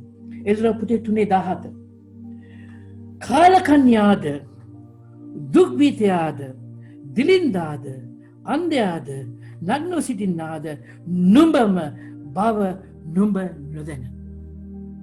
අපි ඇල්මැරිච්ච වුණාම උන්වහන්සේගේ අපි ගැන තියෙන අදහස තමයි නුඹ ආපුවම අන්ධකාරයේද කාලකන්‍යාද. මම කිව්වේ කාලේ නාස්ති කරන මනුස්සයර කියන දැන් මට බය නැතු කියන්නේ ඒක බයිබලයේ තියෙනවා. කාලකන්‍යාද දුක් බීතයාද දිලින්දාද අන්ධයාද නග්නව සිටින්නාද නුඹව බව නුඹ නොදැන. මම ධනවත්ය මට ධනය ඇත්තේ කිසි දෙයක් කියක් නැතේ නුඹ කියන බැවින් මේ නුඹ වමාන එක කියන්නේ. දැන් අපි එක වෙලාවට අපිට සල්ලි තියෙනවා නම් අපි හිතනවා අපි ආත්මිකයි කියලා. ද්විතීය පතයිවේ 8:10 කියන නුඹට සම්පත් ලැබවා ගැනීමට පුළුවන් දෙන්නේ දෙවියන් වහන්සේ. දැන් මේ හුඟක් සල්ලි දිනයි කියන මට හරි ආශිර්වාද කරලා තියෙන දෙවියන් වහන්සේ. ඉස්සර මට හුඟක් ප්‍රශ්න වලින් ගියා. දැන් මට කවුරුත් අවශ්‍ය නැහැ. මට අරය අවශ්‍ය නැහැ, මෙයා අවශ්‍ය නැහැ. දැන් මගේ තියෙන හොඳට සල්ලි මට දැන් කාර් ගන්න පුළුවන්, ගෙවල් ගන්න පුළුවන්, ඔක්කොම ගන්න පුළුවන්. මට කිසි දෙයක් අවශ්‍ය නැහැ. ඒ විදිහේ අපිට අදහසක් කියනවා. අපි ශාරීරිකව තියෙන වස්තුව අපේ ආත්මික උඩඟු ඒකේ උඩඟුව අපේ ආත්මික ජීවිතයට බලපාන්න යනවා. බයිබලයේ කියනවා මත්තෙව් 19 සිට 22 දක්වා එනකොට කියනවා පොහොසත් යවුන මිනිසෙක් ආවා. එයාට තිබුණේ මොනවද? එයාට තිබුණේ බාධාවත්. එයා හොඳ මිනිසෙක්. එයා මේ බොරු කිව්වේ නෑ, ඒව කළේ නෑ, මේව කළේ නෑ, හොඳ මිනිසෙක්. නමුත් එයාට තිබුණ මුදල් වල තියෙන ආත්මික සාර්ථකත්වයේ මුදල් තුලින් ප්‍රකාශ වෙන ආත්මයක්. ඉතින් එයාට කිව්වා ඔයා ඔක්කොම දීලා මගේ ගෝලෙක් වෙන්න. එයාට එදා අවස්ථාව දුන්නා God in flesh, Godගේ ගෝලෙක් වෙන්න. පේතෘස්ගේ ගෝලෙක් වෙන්න නෙමෙයි, පවුල්ගේ ගෝලෙක් වෙන්න නෙමෙයි, Godගේම ගෝලෙක් වෙන්න අවස්ථාව දුන්නා. එයා ඒක ගන්න බැරි වුණේ මොකද එයාගේ ආකල්පයක් තිබුණා මම ආශිර්වාද ලද්ද තියෙන්නේ මම හොඳ හින්දායි කියලා. ද්විතීය කතාවේ 18 සිට 10 බලනකොට කියනවා. අපි යා කිව්වා මම හොඳ මිනිහෙක්. මම රියල්සන්ට කියපු අනේ කො පොඩි කාලේ ඉඳලම කළා. නමුත් එයාට දෙවියන්ස කියන ජෝලිකම තිබුණේ නැහැ. ඒ වගේම මේ අපි දන්නවා මේ ලාසරුස් සහ රිච්මන් මේ ලාසරුස් පොහොසත් මිනිසයාගේ ඒ පොහොසත් අපි ඉස්සෙල්ලා ගැන කිව්වා කවුද ඒකින් දුප්පත් ලාසරුස් පොහොසත් මිනිසයා නේද මේක විශේෂයෙන්ම පෙන්තිකොස්ත අය ප්‍රේසම් වෙන්න ඕනේ මගේ තව ටිකකින් පස්සේ වැඩි විස්තර කියන්න අද අපි ප්‍රීච් කරනවා prosperity gospel එක කියලා කියනවා අපේ ආත්මිකත්වය මනින්න පුළුවන් අපිට දෙවියන් වහන්සේ තුල තියෙන ආශිර්වාද සම්බුද්ධ මූලික ධර්මයක් අපි ප්‍රකාශ කරනවා ඒක හරියට ඒක ලස්සනට ඒගොල්ලෝ ස්ක්‍රිප්චර්ස් කරලා පෙන්නනවා ඔයා දෙවියන් වහන්සේ තුල ඉන්නන ඔයා පොසත් වෙන්නේ එන පවුල් හරි දුප්පත් මේ පව්කාරයෙක් වෙන්නේ පේතෘස් පව්කාරයෙක් වෙන්නේ යේසුස් හන්දිත් පව්කාරයෙක් වෙන්නේ නිදාගත්තේ මේ හලවල් තියෙන ගෙවල් වල නෙමෙයි ගස් යට නිදාගත්තේ නේද ඒගොල්ලෝ කියනවා තුන්වෙනි යොහාන් 2 කියනවා ප්‍රේමවන්තය නුඹේ ආත්මීය සඵල වෙන්නක් මෙන්න අපේ ආත්මීය සඵලකම තියෙන්න ඕනේ අපේ ශාරීරික මේ සඵලකමට ඉහළින් මම කියන්නේ මුදල් හොඳ නැහැ කියලා මට මුදල් නැත්තම් මේ රටවල් ගිහිල්ලා දෙවියන් වහන්සේගේ දේශනා කරන්න බෑ මම කායින්වත් සල්ලි ගන්නෙක් මේ මිනිසෙක් නෙමෙයි මම උගක් රටවල් වලට ගිහින් උදව් කරලා මේවා කළේ මොකද දෙවියන් වහන්සේ මට මුදල් වලින් ආශිර්වාද කරපු නිසා නමුත් මුදල් මාව පාලනය කරන්නේ මම මුදල් පාලනය කරනවා මගේ මුදල් මගේ වහලෙක් මම සමහර තැන් වලට ගියම මට කියන ගේ හරි මට ඉඳා ගන්න පුළුවන් මට ඉඳා ගන්න ගේ නෙමෙයි මට වටේ ඉන්න තියෙන මිනිස්සු තමයි මට සන්තෝෂය දෙන්නේ දෙවියන් වහන්සේ තුල ඒකේ හින්දා අපි ඇස් යොමු කරන්න ඕනේ දෙවියන් වහන්සේ තුල පමණයි උන්වහන්සේ කැවල තියෙන දෙකින් කිරීම පමණයි අපේ material success එක අපේ සේවකෙක් අද දෙනවා හෙට ගත්තත් කමක් නැහැ මට ඕනේ දෙවියන් වහන්සේ පමණයි මට ඕනේ දෙවියන් වහන්සේ පමණයි right පවුල් ලොකුම worship service එකක වේද හිරගයක් අපිට ඒගොල්ලන්ට තේරුනේ නෑ පොහොසත් මිනිස්සුන්ට තේරුන්නේ නෑ දෙවියන් වහන්සේ කියන අපිට දෙවියන් වහන්සේ ඕනේ කියන දේ ඒගොල්ලන්ට තේරුන්නේ නෑ ඒගොල්ලන්ට there was no sense of need of God among them ඒගොල්ලෝ trusting in their material prosperity ඒගොල්ලෝ හොඳ මිනිස්සු වෙන්න පුළුවන් ලස්සන මිනිස්සු හොඳ කතා කරන අය වෙන්න පුළුවන් නමුත් ඒගොල්ලන්ට දෙවියන් වහන්සේ සිතින් දිලිඳුව සිටියේ නෑ කොහොමද යේසුස් වහන්සේ ඒගොල්ලන්ව දැක්කේ කාලකන්‍යාද දුක්පිතයද විලෙන්දාද අන්ධකාරයද නග්නවද සිටින්නා නුඹ බව නුඹ නොදනී කිව්වේ මම ගිය සැරේ කිව්වා වගේ ඉතාමත්ම අවශ්‍යයි යේසුස් වහන්සේ මාය ගැන මොනවද හිතන්නේ කියන එක ඉතාමත්ම මාය ගැන මොකද දැන් අපි මේ දෙක බලනකොට මේක ෂොකින් කොන්ට්‍රාස්ට් එකක් කම්පන සහගත වෙනසක් තියෙන්නේ යේසුස් වහන්සේ හිතනවා මේ විදිහට මිනිස්සයා හිතනවා මේ විදිහට මොකද ඒගොල්ලන්ගේ ශාරීරික දේ ඒගොල්ලන්ගේ ආත්මිට බලපාන්න ඇරියා අපේ වස්තුව අපේ දෙවියන් වහන්සේ තුල කිට්ටු නැතුව අපිට ලැබෙන වස්තුව අපිට සාපයක් වෙනවා දෙවියන් වහන්සේට ප්‍රශංසා කරන්න නැති විදිහට අපි අතගසන මුදල් කවදා හරි අපිට සාපයක් වෙනවා ඒක තමයි පොහොසත් මිනිසයාට උනේ පොහොසත් මිනිසයාට සාපේ වුණේ ඒක. අර පොහොසත් තරුණයාට යේසුස් වහන්සේගේම ගෝලෙක් වෙන්න බැරි වෙන්න සාපේ වුණේ මොකද? එයාගේ මුදල් දිහා බැලුවා. නමුත් එයාගේ ආත්මික දුප්පත්කම බැලුවේ නැහැ. ඊටාමත්ම අපි ප්‍රයෝජනවත් වෙන්නේ. මොකද මේ මට තව දෙයක් කියන්න තියෙනවා. දැන් මම බටහිර රටවල් වලයි ආසියාතික රටවලයි මිඩල් ඊස්ට් වල විතරයි මම සේවය කරනවා. මම ඇෆ්‍රිකා හැම ගිහලා නැහැ, ඇමරිකා ගිහලා නැහැ. ප්‍රවිශිෂ්ට ආසියා ඇෆ්‍රිකා යනවා. ආසියා චයිනා යන්න දවසක. ව්‍යාඥා කරනවා දෙවියන් වහන්සේ චයිනා වල යම් කිසි දෙයක් ආණ්ඩුවේ ඒ ස්ථානවල වෙලා ආයෙත් දෙවියන් වහන්සේගේ පිබිදීම එන්න කියලා. නමුත් ඒ ස්ථානවලට ගිහිල්ලා නැහැ. තේරෙනවද? නමුත් අපිට පොඩි ප්‍රශ්නයක් තියෙනවා. අපිට මේ බටහිර රටවල් වල ඒගොල්ලෝ it is a world that reveals on the natural on what the natural eye can see. අපිට ඒගොල්ලෝ ප්‍රීති වෙන්නේ අද මම මේ පර්සනල් රටවල ඉන්නේ කියන්නේ. ඒගොල්ලෝ ප්‍රීති වෙන්නේ ඒගොල්ලන්ගේ වස්තුව දිහා බලලා. ඒගොල්ලන්ට ඉගෙනීමක් කරන ඕගොල්ලෝ 10% දෙනවනම් ඕගොල්ලෝ හැමදාම පල්ලි එනවනම් එතකොට මේ යාඥා මීටිංගකට එනවනම් ඕගොල්ලෝ ඔයගොල්ලන්ගේ ආත්මික දේ කරලා තියෙන්නේ කියලා. අපිට එහෙම කියලා තියෙනවා. right? මම අහලා තියෙනවා දේශනා ඒ විදිහට. tithing ගැන දේශනා කරන මම believe කරනවා tithing ගැන. නමුත් tithing එක more important මේ තමගේ දිවෙන් මනස තුල කැමැත්ත කරනවට වැඩියි. ඒ විදිහේ අපිට we can't help it. අපේ ලංකාවේ ස්වභාවවත් ඔස්ට්‍රේලියාවේ ස්වභාවවත් මිඩල් ඊස්ට් ස්වභාවවත් බටහිර ස්වභාව බලපෑමක් කරලා තියෙනවා. ඒකද අපි ගාක්ම ප්‍රවේශම් වෙන්නේ. මම ඒකයි කිව්වේ මේ පාඩම් මාලාව තුලින් මම යන්නේ කෙලින්ම බයිබල් එකට. මම ඉගෙනගත්ත දේ නෙමෙයි කෙලින්ම බයිබල් එකට. right. දැන් ඊළඟ පදේ එළිදර 3:18. නුඹ ධනවත් වීම පිණිස ගින්නෙන් පවිත්‍ර කරන රඳ නුඹේ නග්නභාවයේ ලැජ්ජාව ප්‍රකාශ නොවන පිණිස හැඳගන්ට සුදු වස්ත්‍රද නුඹේ ඇස් පෙනෙන පිණිස ඇස් වලට ගාගණ්ඩ අඳුන්ද මාගෙන් ලබාගන්ට නුඹට අවවාද කරමි. එයා කියනවා ඔයාගේ මේ ඇඳුම ගැන, ඔයාගේ වස්තුව ගැන, ඔයාගේ ඒක ගැන කරන්නේ මගෙන් ඇවිල්ලා හරි දේ ඉල්ලගන්න කියලා. මම ඉස්සෙල්ලා කිව්වා වගේ ඒගොල්ලෝ ප්‍රසිද්ධව හිටියා glossy black wool රෙද්දක් හැදුවා. ලස්සන ඇඳුමක්. ඉතින් ඒගොල්ලෝ ඒක ඇඳගෙන තමයි එහෙම ගියේ ලස්සට black suit එක ගහලා ටයි එහෙම ගහලා ඉන්නේ.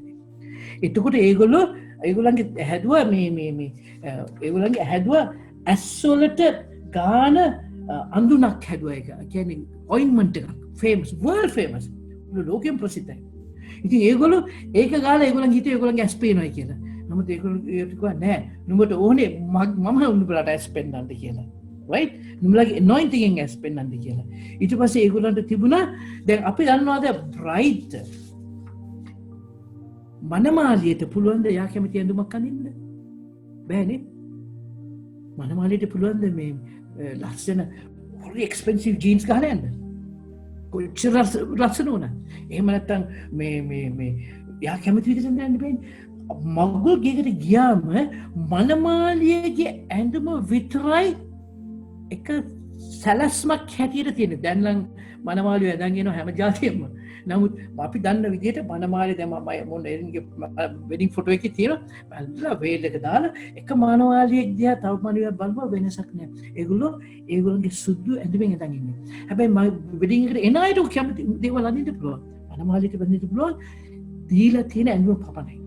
ගිතාවලික් යසාය 61 මම හිතන කියනවා මනාලිය ඇගේ ආභරණ පැළඳා ගන්නක් මෙන්ද උන්වහන්සේගේ ගැලවීම නැවති වස්ත්‍රය මත පැනුන්සේක. කවුද ඒ මනමාලියගේ වස්ත්‍රය තීරණය ගන්නේ? දෙවියන් වහන්සේ. මනමාලියට යා කැමති දෙයක් අඳින්න බෑ. කොච්චර ලස්සන කළු ලොම් වලින් හදපු රෙදි තිබුණා. ඒක කොච්චර ලස්සන වුණා. නමුත් මනමාලියට බෑ ඒ රෙදි අඳින්න. ඒ නින්දෝනේ මනමාලියට සැරසපු ගවුම් ඇඳුම පමණයි. ධර්මිෂ්ඨකම නැති සල්වද මට පෙරණුසේක. දෙවියන් වහන්සේ තමයි ඒක පෙන්වන්නේ. දෙවියන් අපේ මනමාලිය අඳින ඇඳුම කරන මැටීරියල් එක ඔක්කොම එකයි. ඒක තමයි සුද්ධකම. නමුත් ඇඳුම එක්ක මනමාලියෙන් හැදෙන මනමාලියෙන් වෙනස් වෙනවා. දැන්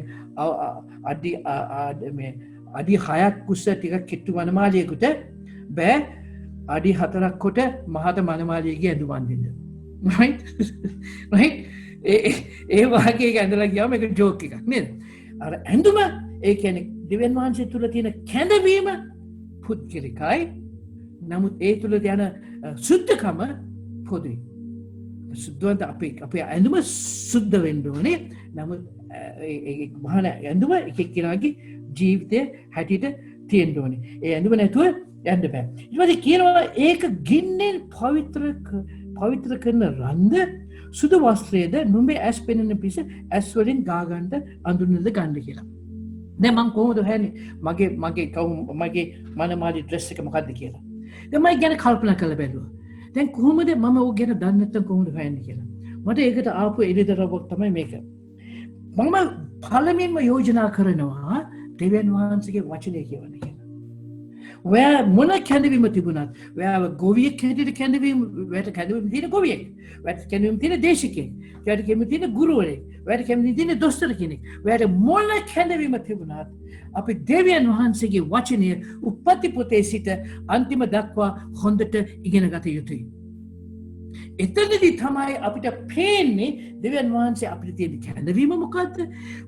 වචනේ සුද්ධාත්මයන් වහන්සේ සමග පංගුකාර වුණාම ඔයාට මතුවෙනවා දෙවියන් වහන්සේගේ කැඳවීම මොකද්ද කියන එක. දැන් සමහර කියන මම ඉතින් අල්පියසම ටිකක් දන්නවා මට කැඳවීම මම පූර්ණ කාල දේශිකෙක් නෙමෙයිනේ. නෑ. ස්ටීවන් නාපම් පූර්ණ කාල දේශිකෙක් නෙමෙයි. එයා සම්පූර්ණයෙන්ම බයිබල් දැනගෙන හිටියා. තේරුණාද? ඒකින්ද තාමත්ම අවශ්‍යයි අපි පාස්ටර්ලා ඉන්නවා මෙතන කීප දෙනෙක්. අපි දේශනාව උගන්වන අය ඉන්නවා කීප දෙනෙක්ම. අපි තාමත්ම වැදගත්. අපි හැම එක්කෙනාටම කියන එක ඔයා උන්වහන්සේගේ වචනේ උප්පත්ති පොතේ සිට අන්තිම දක්වා එළිදරව් පොත දක්වා දැනගන්න. උන්වහන්සේ අපිට දීලා තියෙන එක පොතයි. ඒකේ ගුරුවරයා සුද්ධාත්ම වහන්සේ. එහෙනම් අපි මවුල් මසුන්නල්ලන්නෝ එක තේරුම් ගත්තා. සුළු මිනිස්සු එක තේරුම් ගත්තා. එහෙනම් අපිටත් තේරුම් ගන්න පුළුවන් මොකද අපේ ගුරුවරයා එක්කෙනා හින්දා. අපි දන්නවා සමහර අය ඉන්නවා ක්‍රිස්තියානි කාලේ වෙලා අවුරුදු 5ක් වෙනවා. අවුරුදු 7ක් වෙනවා. නමුත් තාමත් බයිබලයවත් කරලා ගන්න දන්නේ නැහැ. ඒ කියන්නේ ඒගොල්ලෝ දෙවියන් වහන්සේට ආදරේ නැහැ. ඒගොල්ලෝ බලන්නේ දෙවියන් වහන්සේගේ මොනවද ගන්න කියලා. අපි මේ ලෝකේ බොහොම දේවල් කියවලා තියෙනවා. secular books. දැන් මම ඔෆිස් එකේ වැඩ කරනකොට ඒ දවස්වල මම හරියට මහන්සිලා වැඩ කළා. තේන අලුත් ඩියුටිස් ආපුවම එතකොට මේ එක තැන් වලට යන්න කිව්ව මම මහන්සිලා වැඩ කළා.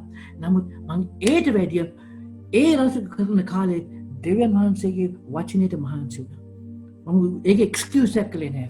අද අපිට හම් වෙනවා මම මේ ළඟදී කන්වර්සේෂන් එකක් ගියා කෙනෙක් මෙයා මේ සෑහෙන නාය මේ මිචෝ ක්‍රිස්තියන් කෙනෙක්. හොඳ තරුණයෙක් කරන කෙනෙක්. එයා කිව්වා මම කිව්වා දැන් අපි මේ අලුත් ප්‍රොමෝෂන් එකක් හම්බුනාම අපි අලුත් දේවල් ඉගෙන ගන්න බොහොම මහන්සි වෙනවා. මේ ලෝකයේ අලුත් දේවල් ඉගෙන ගන්න බොහොම මහන්සි වෙනවා. ඇයි අපි බයිබලෙට එහෙම මහන්සි නැති කියන එක මේ මාව පුෂ් කරන්න එපා කිව්වා. ඒ කියන්නේ මට බල කරන්න එපා කිව්වා. ඒතර මම කිව්වා ඔයාගේ කන්තෝරුවට ඉඩ හරිනවා ඔයාට බල කරන්න. දෙවියන් වහන්සේට ඔයාට බල කරන්න බැරි. එහෙනම් ඔය කාටද ආදරේ? ඔයා මේ ලෝකේ දේවල්ට දෙවියන් වහන්සේගේ දේවල්ට. මම දන්නවා කොහොමද හතුරු ඇති කරගන්නේ කියලා. එයා අප්සෙට් ගහලා මෙගියේ. ඒ වුණාට මම කිව්වා ඕගොල්ලෝ මේ ලෝකේ ප්‍රොමෝෂන් එකක් හම්බුනාම ඒගොල්ලෝ අත්දින් අල්ල ගන්නවා අර බඩගිනි බල්ලෙක්ට කට්ටක් අහුනවා වගේ. නමුත් මේ ලෝකේ වංජාන්සික වචනේ අපි එහෙම අල්ලගන්නේ නැහැ. තේරෙනවද? අපි දෙවියන් වහන්සේ අපි පළවෙනි දේ තමයි ඔයාට පුළුවන් මේ දෙවියන් වහන්සේගේ කියලා දෙයක් ගන්න. මොකද ඒක කියලා තියෙන්නේ මේ ගින්නෙන් පවිත්‍ර කරන ලද රන්ද සුදු වස්ත්‍රද නුඹට අවශ්‍ය නම් පළවෙනි දේ තමයි අපි දෙවියන් වහන්සේට ප්‍රේම කරන්න ඕනේ. අවංකයෙන්ම. අපිට බෑ අපේ තොල් වලින් දෙවියන් වහන්සේට පූජා කරලා අපේ ශරීරයේ ලෝකෙට පූජා කරන්න. අපි ආදරේ දෙයට තමයි අපේ ජීවිතේ පූජා කරන්නේ. අපේ ළමයි වෙනුවෙන් අපි අපේ ජීවිතේ පූජා කරනවා. අපේ ශ්‍රමය ශරීරයේ ශ්‍රමය අපි යොදවන්නේ පළමුවෙන්ම අපි ප්‍රේම කරන දෙයට. රෝම 12:1 දක්වා කියනවා එබැවින් සහෝදරයනි නුඹලාගේ ශරීරයෙන් කිව්වද මුකෙන් කියලා නෑ ශරීරයෙන් ශුද්ධව දෙවන් වහන්සේ විසින් පිළිගත හැකි යාගයක් කොට ඔප්පු කරන හැටියට දෙවන් වහන්සේගේ දයාව නිසා නුඹලාගෙන් ඉල්ලමි. ඒ නුඹලාගේ ආත්මික සේවය වේ. මගේ ශරීරයේ තියෙන තැන මට කියන්න පුළුවන් එතන තමයි මගේ ප්‍රේමය තියෙන්නේ කියලා. මුකේ නෙමෙයි. මට සමහර වෙලට සමහරක් යාඥා කරන්න ගියම මට හරි ලැජ්ජ හිතෙනවා. ඒගොල්ලෝ දරව ලස්සනට දෙවන් වහන්සේගේ ආදරේ ප්‍රකාශ කරන්න. මට ඒක කරන්න බෑ. මම ඒක කරන ස්වාමීනි වහන්සේ විදිහින් මම මොකද කළ යුත්තේ? මම ප්‍රකාශ කරනවා. නමුත් අර විදිහට ලස්සන වචන දාලා ප්‍රකාශ කරන්න බෑ. මගේ ශරීරයේ තියෙන තැන තමයි මගේ ආලය තියෙන්නේ. නුඹලා මේ ලෝකයේ ආකාරයට සමාන නොවී. අපිට ප්‍රොමෝෂන් එකක් ආවම අපි වෙලා කොහොම හරි හොයාගන්නවා. මම මේ මාගේ පුද්ගලිකව කරපු නිසායි දන්නේ. මම මහන්සියලා වැඩ කරපු එක්කෙනෙක්. දවසට පැය 14 වැඩ කරලා තියෙනවා. පැය 24 වැඩ කරලා තියෙනවා ඔෆිස් එකේ වැඩ ඉවර කරන්න. මම එදා දෙවියන් වහන්සේගේ දේටත් මගේ දේටත් ඒ දේම කරගෙන යනවා. නුඹලා මේ ලෝකේ ආකාරයට සමාන නොවේ. දෙවියන් වහන්සේගේ කැමැත්ත සහ එනම් යහපත පිළිගත් යුතු සම්පූර්ණ දේ කුමක්ද කියලා දැනගන්න අපි නිසා. අපි දැනගන්න ඕනේ යේසුස් වහන්සේගේ සම්පූර්ණ කැමැත්ත මොකක්ද කියලා. සිත අලුතා කරමින් අන්‍යකාර ඇත්තෝ වෙන්න අපි සෙපරේට් කරන්න ඕනේ. අපි තියාගන්න ඕනේ අපේ ඉදිරි දර්ශනයක් තියාගන්න ඕනේ. සදාකාල ජීවනයේ දෙවියන් වහන්සේට ප්‍රේම කිරීමේ දර්ශනයක් අපේ ඉදිරියේ තියාගන්න ඕනේ. දැන් අපි මම පුළුවන් කිව්වේ මොනවද? කවුරු හරි ඇවිල්ලා හකුවොත් මම දැන් කොහොමද මේ රන් මේ සුදු වස්ත්‍රයක්ද මේ ගින්නෙන් පවිත්‍රයක් ගන්න කියලා පළමුවෙන්ම කියන්නේ දෙවියන් වහන්සේ ආදරය කරන්න. ඊට පස්සේ බයිබලය කියවන්න. අපිට මේගොල්ලෝ කියවන අලුත් ගියසුම් විතරයි කියලා. මේක එනවා ඇත ඒගොල්ලන්ට. බලනවා මේ කියන්නේ තේරුම මොකක්ද? ඊට පස්සේ පළවෙනි කොරින්තේ 3:12 සිට 15 කියනවා තමයි නමුත් අතිවාරම අපිට යමක් රෙදි රත්රන් අනර්ග ගල් සහ කියනවා එක එක්කිනාගේ කර්මාන්ත ප්‍රකාශ වන්නේ මක්සද ඒ ගින්නෙන් එළදර වෙන නිසා ඒ දවස තෙමේ එය ප්‍රකාශ කරන්නේය. එක එක්කිනාගේ කර්මාන්ත කොයි ආකාරයද ගින්නෙන්ම උපවන්නේ. දැන් බලනවා ඉඳගෙන ඒක කල්පනා කරනවා ස්වාමීනි මම කරන වැඩ ගින්නෙන් ගිනිගනීද? එහෙම නැත්නම් ගින්නෙන් පිරිසිදු වේද? එවිට ඒ පිට ගොඩනැගවා වූ යමේ කර්මාන්තේ පවතී නම් ස්වාමීනි මේක මගේ කර්මාන්තේ පවතීද? අපි යේසුස් වහන්සේගේ කැමැත්ත තුල යාඥාවෙන් ප්‍රශ්නයක් ඇහුවොත් උන්වහන්සේ අපිට ඒකට උත්තර දෙනවා. අපි දෙවියන් වහන්සේ අපිට කියන අවශ්‍ය අපිට කියන බයිබලයේ කියවන්නේ කැඩපතක් හැටියට. දේශනා කරන්න නෙමෙයි. කැඩපතක් හැටියට කියවන්නේ. ඉතින් ඒක මිනිස්සු විභාග කරන්න දෙනවා. යමෙකුගේ කර්මාන්තය දැනවි යන්නේ නම් ඌට අලාභ වන්නේ. හරිනේ මේක මම වැඩිපුරම අවුරුදු 100ක් ජීවිතේ මේකේ. ඊට පස්සේ දාදා කාලේ ජීවිතේදී මට අලාභයක් වෙන්න යනවා. මම මේක කොහොමද හරි ගස්සගන්නේ කියලා ඒගොල්ලෝ ප්‍රශ්න කරන්න යනවා. කොහොමද ගින්නෙන් පවිත්‍ර කරන රත්රන් සහ සුදු වස්ත්‍රයක් සොයාගන්නේ කියලා. අපි ඒකින්ද මම ගාත්ම උදව් කරනවා පාස්ටර්ලට කියන්න එපා අනේ ඕගොල්ලෝ කියලා හොඳ වැඩ කරන්න කියලා. ඒගොල්ලන්ට කියන්න දෙවියන් වහන්සේ තුල කැඳවලා තියෙන වැඩ කරන්න කියලා. ඒ වැඩ තමයි ගින්නෙන් යන්න පිළිසිදු වෙන්නේ කියලා. එපිස පොතේ 4:11 දක්වා කියනවා උන්වහන්සේ apostles, prophets, evangelists, pastors and teachers දුන්නේ මොකද? අපිව සේවකයෝ උන්වහන්සේගේ කැමැත්ත තුලට ගේමද කියලා. සුදු යොහන් 17:4 කියනවා ඔබ මට කරන්න දුන් වැඩ මම තීන්දුව කර පොළවේ ඔබට ගෞරව පැමිණීම. ඔබ කරන්න දුන් වැඩ මම කරන්න කැමති නෑ. මං ආසාවෙන් හිටියා මේක කරන්න, මං ආසාවෙන් ඒක කරන්න නෑ. ඔබ දුන්නව කරන්න අපි දෙවියන් වහන්සේට දෙවියන් වහන්සේ තුල මිනිස්සුන්ට උනන්දු කරලා කියනවා. તો දෙවෙනි කොන්දේ 5:10-11 දක්වා කියනවා මක්සද එකිනෙකා තමාගේ ශරීරයේ කළා වූ ඵල ඒ යහපත් වුවත් අයහපත් යහපත් කියන්නේ මොකද්ද? අපි ඉස්සලා බලනවා යහපත් කියලා ඩෙෆිනිෂන් එක කියන්නේ ඒ යහපත් කියන එකේ ඒක තේරුම් කරලා දෙන්නේ දෙවියන් වහන්සේගේ වචනේ. කියන්නේ උන්වහන්සේ අපිට කැඳවලා තියලා තියෙන දේ වචනේ. ඒ හැටියට තමයි අපේ ඵල දබන්නේ කියන්නේ. ඊට පස්සේ කියනවා එබැවින් ස්වාමින් වහන්සේ කෙරෙහි බයවීම කිමත්දයි දන්නා වූ අපි තිස්සෙම කතා කරන්නේ දෙවියන් වහන්සේගේ ප්‍රේමය පමණයි. උන්වහන්සේගේ ඉදිරියට යනකොට උන්වහන්සේගේ විනිශ්චය සහ ප්‍රේමය කතා කරනකොට විනිශ්චය ගැන කතා කරන්න ඕනේ. විනිශ්චය ගැන කතා කරනකොට ප්‍රේමය ගැන කතා කරන්න ඕනේ. අපි එක පැත්තක් කතා කළොත් අපි හිතනවා everything is going to be all right. නෑ. උන්වහන්සේ කියන්නේ බැවින් ස්වාමීන් වහන්සේ කෙරේ බයවීම දන්නා අපි මනුෂ්‍යයන් පොළඹවමු. නමුත් අපි දෙවියන් වහන්සේට ප්‍රකාශ කරනු ලැබ සිටීමේ නුඹලාගේ හෘද සාක්ෂිය වලටද අපි ප්‍රකාශ ඔබ සිටීමේ කිවේ. උන්වහන්සේ කියනවා therefore knowing therefore the terror of the Lord we persuade men. Knowing therefore the terror of the Lord we persuade men. මම හිතුවේ මම සාමාන්‍ය හොඳ මිනිස්සෙක් කියලා හිතුවේ. බලනකොට දෙවියන් වහන්සේ කියනවා එයායි තීරණය කරන්නේ මම හොඳ මිනිස්සෙක්ද. අකීකරු කම පාපයක්. දෙවියන් වහන්සේ කැමැත්තෙන් පිටත යම් කිසි දෙයක් කරනවා නම් ඒක පාපයක්. එපිසෝඩ් 2:8-10 දක්වා කියනවා මක්සද ඇදහිලා කරනකොට වෙන ඒ අනුග්‍රහය නුඹලා ගැලවී සිටින්නේ. අපි ගැලවුනේ අපේ හොඳ හින්දා නෙමෙයි. අපි ගැලවුනේ අපේ ධර්මිෂ්ඨකම හින්දා නෙමෙයි. අපි ගැලවුනේ උන්වහන්සේගේ අනුග්‍රහය නිසා. අනුග්‍රහය නිසා. අපි ඒකෙන් කාර්ටු කරන කිසිම දෙයක් නැහැ. නමුත් අපි ඒකෙන් ස්තුතිවන්ත වෙන්න ඕනේ. අපි ඒකෙන් ලැබුණු වගකීම බාර ගන්න ඕනේ. මොකද ඒ වගකීම මක්සද අපිව නැහැ. යහපත් ක්‍රියා. මොකද යහපත් ක්‍රියා? මම පෙන්නන්න. කීව පිණිස ක්‍රිස්තුස් වහන්සේ තුල මවුණු ලැබූ දෙවියන් වහන්සේ කර්මාන්ත සිටින. ඒ යහපත් ක්‍රියාවට අපි හැසිරෙන පිණිස දෙවියන් වහන්සේ ඒවා කලින් සූදානම් කළ සේක. කවුද ප්ලෑන් එක ගෙහෙන්නේ? දෙවියන් වහන්සේ. අපි යහපත් කම ඉතුරු කරනවා නම් ඒ කලින් සූදානම් කරපු දේ අපි කරන්න ඕනේ. දැන් මේ ඇල්මැරිච්ච දේ අද හැම සභාව තුළටම යක්ෂයා පුදුම විදිහට ගේනවා. දැන් අපි පෙන්ටිකොස් සභාවකට ගියාම අපිට වෙනස මොකද්ද? පෙන්ටිකොස් සභාවේ ඩ්‍රම්ස් ගහනවා. ජුම් ජුම් ජුම් ගාලා ඩ්‍රම්ස් ගහනවා. right? loud music දානවා. ඒ වෙනද අපි අපිට ගහනවා. දේශනාව වෙනකොට අපිට ගහනවා. මේ ගීතය කරනකොට අපිට ගහනවා. අපි කරන්නේ මොනවද කියලා අපි හරියම දන්නේ නැහැ.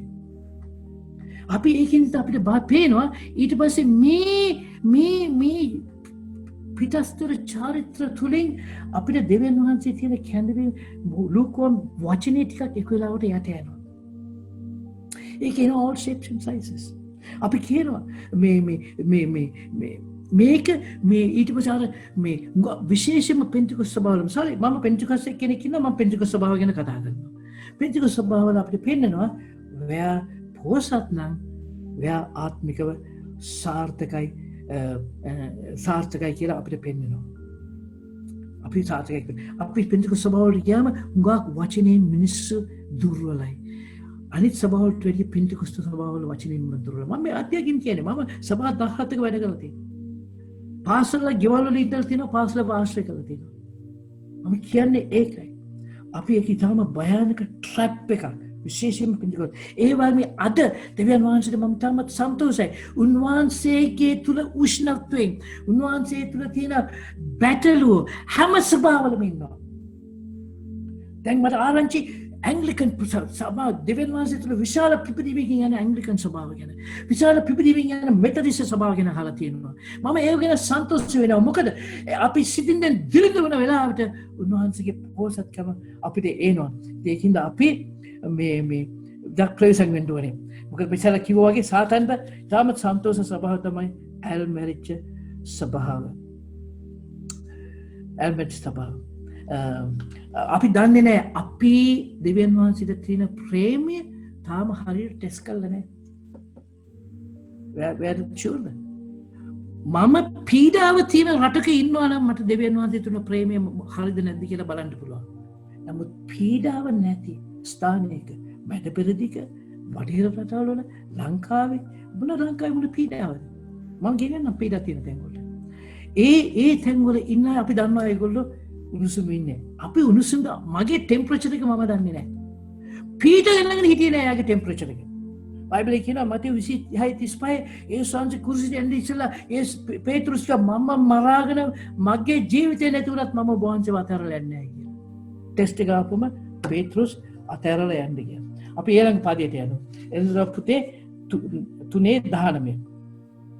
මම ප්‍රේම කරන්න සියල්ලන්ට තරවට කොට දඩුවන් කරන්න නෙමි. එබැවින් නුඹ ජුලතිව සිත පශ්චාත්තාප වන්න. මම ප්‍රේමන්ත කරන්නන්ට සියල්ලන්ට තරවට කොට. Right? As many as I love, I rebuke and chasten. Therefore be zealous and repent. අර උණුසුම්කම තියාගන්න උණුසුම්කම නැතුව අපිට පසුතැවිලි වෙන්න බෑ. උණුසුම්කම නැතුව යටහත් වෙන්න බෑ. උණුසුම් මනුස්සයා ඊටමත් යටහත්. දෙවියන් වහන්සේ තුළ උණුසුම ඉන්න මනුස්සයා ඊටම යටහත්. දැන් මම බලන්න යේසුස් වහන්සේ අපිට දෙවිදියකට තරවට කරනවා. විදිකෝ කීපින් තරවට කරනවා. දෙවිදියට. දෙවියන් වහන්සේ දෙවිදියක තරවට කරනවා වගේ අපේ දෙවියන් වහන්සේ තුළ ඉන්න අය අපි ගෝලය බිහි කරනකොට අපිට පුළුවන් වෙන්න ඕනේ අපේ ගෝලයන්ව දෙවිදියට තරවට කරන්න. ඒ වගේම අපිට දෙවිදියකට තරවට කරන්න අපේ මනුස්සයාට දොර අරින්න ඕනේ. අපේ මනුස්සයාට දොර අරින්න ඕනේ අපිට දෙවිදියට තරවට කරන්න. ඒ වගේම අපේ ගෝලයොත් අපේ හොඳ ගෝලයෙක් නම් අපිට අවස්ථාව දෙන්න ඕනේ ඒගොල්ලන්ව දෙවිදියට තරවට කරන්න. මොකද මම උන්වහන්සේගේ සභාව ගොඩනගා ගන්න ඕනේ උන්වහන්සේගේ තානාතිපති කෙනෙක් හැටියට. මතේ 17:17 යේසුස් වහන්සේ සැරින් තරවත කරපු වෙලාවක් තියෙනවා. ඒක කතන්දරේ කියවලා බලන්න ඒක ඒගොල්ලන්ට යාර මේ මස් මොරේ හැදිලා යක්ෂ බලයෙන් මේ මස් මොරේ හැදපු ළමෙක්ව ගෙනාව ගෝලිය ගාවට ගෝලෙන්ට බැරි වුණා අය සුව කරන්න. ඒතකොට ඇවිල්ලා කිව්වා ගෝයි ගෝලෙන්ට බැරි වුණායි කියලා. එයා යේසුස් වහන්සේ ඒ මනුස්සයව සුව කරන්න ඉස්සෙල්ලා ලොකු තරවටයක් දුන්නා ගෝලයන්ට. ස්වාමීන් වහන්සේ උත්තර දෙමින් අහෝ ඇදහිලි නැති හිතුවක්කාර පරම්පරාව මම නුඹලා සමග කොපමණ කල් සිටින්නේ කොපමණ කල් නුඹලා ගැන ඉවසන්ද මෙහි මා ළඟට ඔහු ගෙන්න කිව්වේ. යේසුස් වහන්සේ ලෙඩසු කරන්න ඉස්සෙල්ලා හැරිලා ගෝලෙන්ට තරවට කළා. ඔහු ඇදහිලි නැත හිතුවක්කාර පරම්පරාව. දැන් අද පාස්ටර් ඇවිල්ලා ඔයාට ওই විදිහට තරවට කළොත් ඔයා මොනවද කරන්නේ? ඔලුව පාත් කරගෙන ස්තුති පාස්ටර් මම පාස්ටර් පස්සේ ඇවිල්ලා මට ඔක්කොම කියලා දෙන්න ඇයි මට බැරි වුණේ කියලා කියනවද? එහෙම නැත්නම් යන අර එක කොරා බින්දගෙන වගේ කඩාගෙන බින්දගෙන අනිත් පල්ලියේ ඉන්න අනිත් අයත් කඩාගෙන යනවා. කොහොමද අපිට තරවට එනකොට අපි බාරගන්නේ? දෙවියන් වහන්සේ තිර ජොලිතව තියෙන මනුස්සයා යටහත් දෙවියන් වහන්සේ තිර ජොලිතව මනුස්සයව හරිගස්සන්න පුළුවන් දෙවියන් වහන්සේ මඟ පෙන්වෙන වෙන විදියට. ලූක්වම් ඒ කියන්නේ ඇල්මරිච්ච මනුස්සයාට ඕ විදියට කතා කළොත් එයා අමනාප වෙනවා. එයාට ලස්සනට කතා කරලා අමනාප වෙනවා. ඩිසග්‍රී වුණොත් අමනාප වෙනවා. නමුත් දෙවියන් වහන්සේ තුල ගින්නෙන් ඉන අය එහෙම ගන්නෙ නෑ. දෙවියන් වහන්සේ තුල ගින්නෙන් ඉන අය වැරදි කරනවා. ඒගොල්ලන්ටත් මිස්ටේක්ස් වෙනවා. එදා ගෝලියෝ ගින්නෙන් හිටියේ නමුත් ඒගොල්ලන්ටත් මිස්ටේක් වුණා. ඒ මිස්ටේක් වුණාම අපි දොරටුව ඇරලා කියන්න ඕනේ. තව කෙනෙකුට ඇවිල්ලා අපේ ජීවිතය හරිගස්සන්න. මට කීප සැරයක් මෙහෙම වෙලා තියෙනවා. ඒ වුණාම ඒ වචනේ ආපු වෙලාවට ටිකක් අමාරුයි ගන්න. නමුත් මම ඒක අරගෙන පැත්තකට දැම්මොත් උන්වහන්සේ කියනවා මට වැව දැන් අධිජින්දලා පාවිච්චි කරන්න බෑ කියලා. දෙවියන් වහන්සේ තුල පාවිච්චි කරන්න ඕන නම් අපි අපේ දොරටුව විවෘත කර දෙන්න ඕනේ. තේරෙනවද? ඉතින් ඒක තාමත්ම මතකයි. මේ ඊළඟට යේසුස් වහන්සේ මුරුදු විදියටත් තරවටු කළා. මතකද පේත්‍රුස් යේසුස් වහන්සේ දන්නේ නැහැ කියලා කිව්වා. ඊට පස්සේ යේසුස් වහන්සේ නැගිට්ටම දුවගෙන ගිහලා මේ සෝහන දිහා බැලුවා. ඊට පස්සේ මොනවද කළේ? මාළු අල්ලන්න ගියා. තනියම ගියේ නෑ. 6 දෙනෙක්වත් අරගෙන මාළු අල්ලන්න ගියා. දැන් යේසුස් වහන්සේට පේත්‍රුස්ට තරවටු කරන වෙලාව. යේසුස් වහන්සේ කොහොමද තරවටු කළේ? වෙන විදියකට. මෙසේ යොහන් 21:15 කියනවා මෙසේ ඔවුන් කෑ පසු යේසුස් වහන්සේ සීමොන් පේත්‍රුස්ට කතා කොට යොහන්ගේ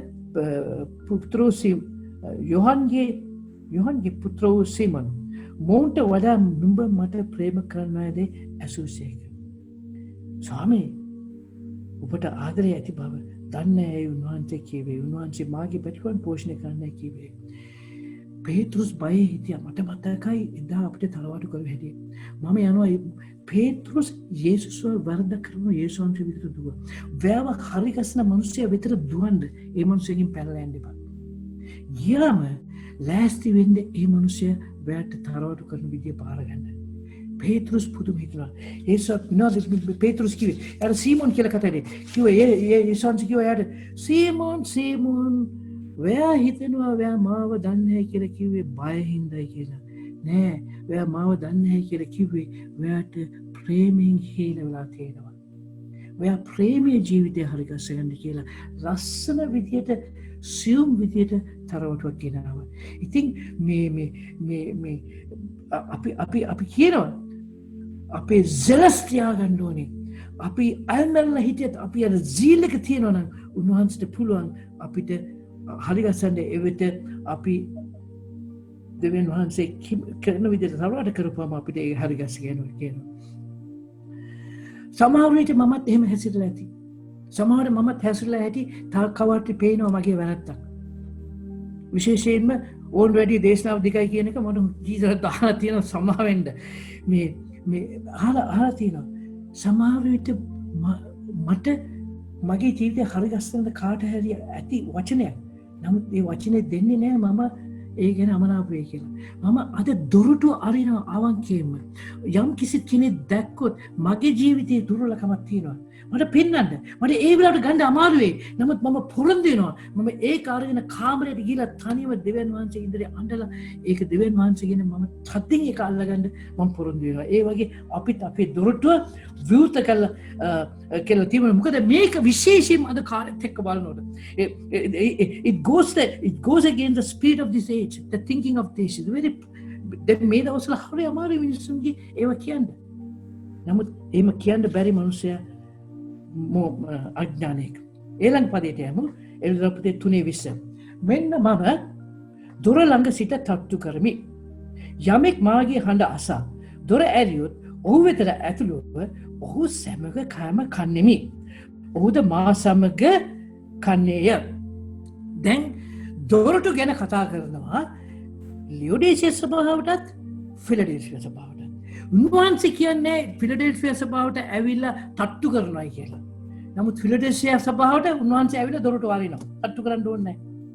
ඇයි ඒ සිය මේ ෆිලඩෙල්ෆියා සභාවට කියනවා කිසිවෙක් නොපියන ලෙස අරින්නා වූ කිසිවෙක් නාරින් ලෙස පියවන්නා වූ තැනන් වහන්සේ.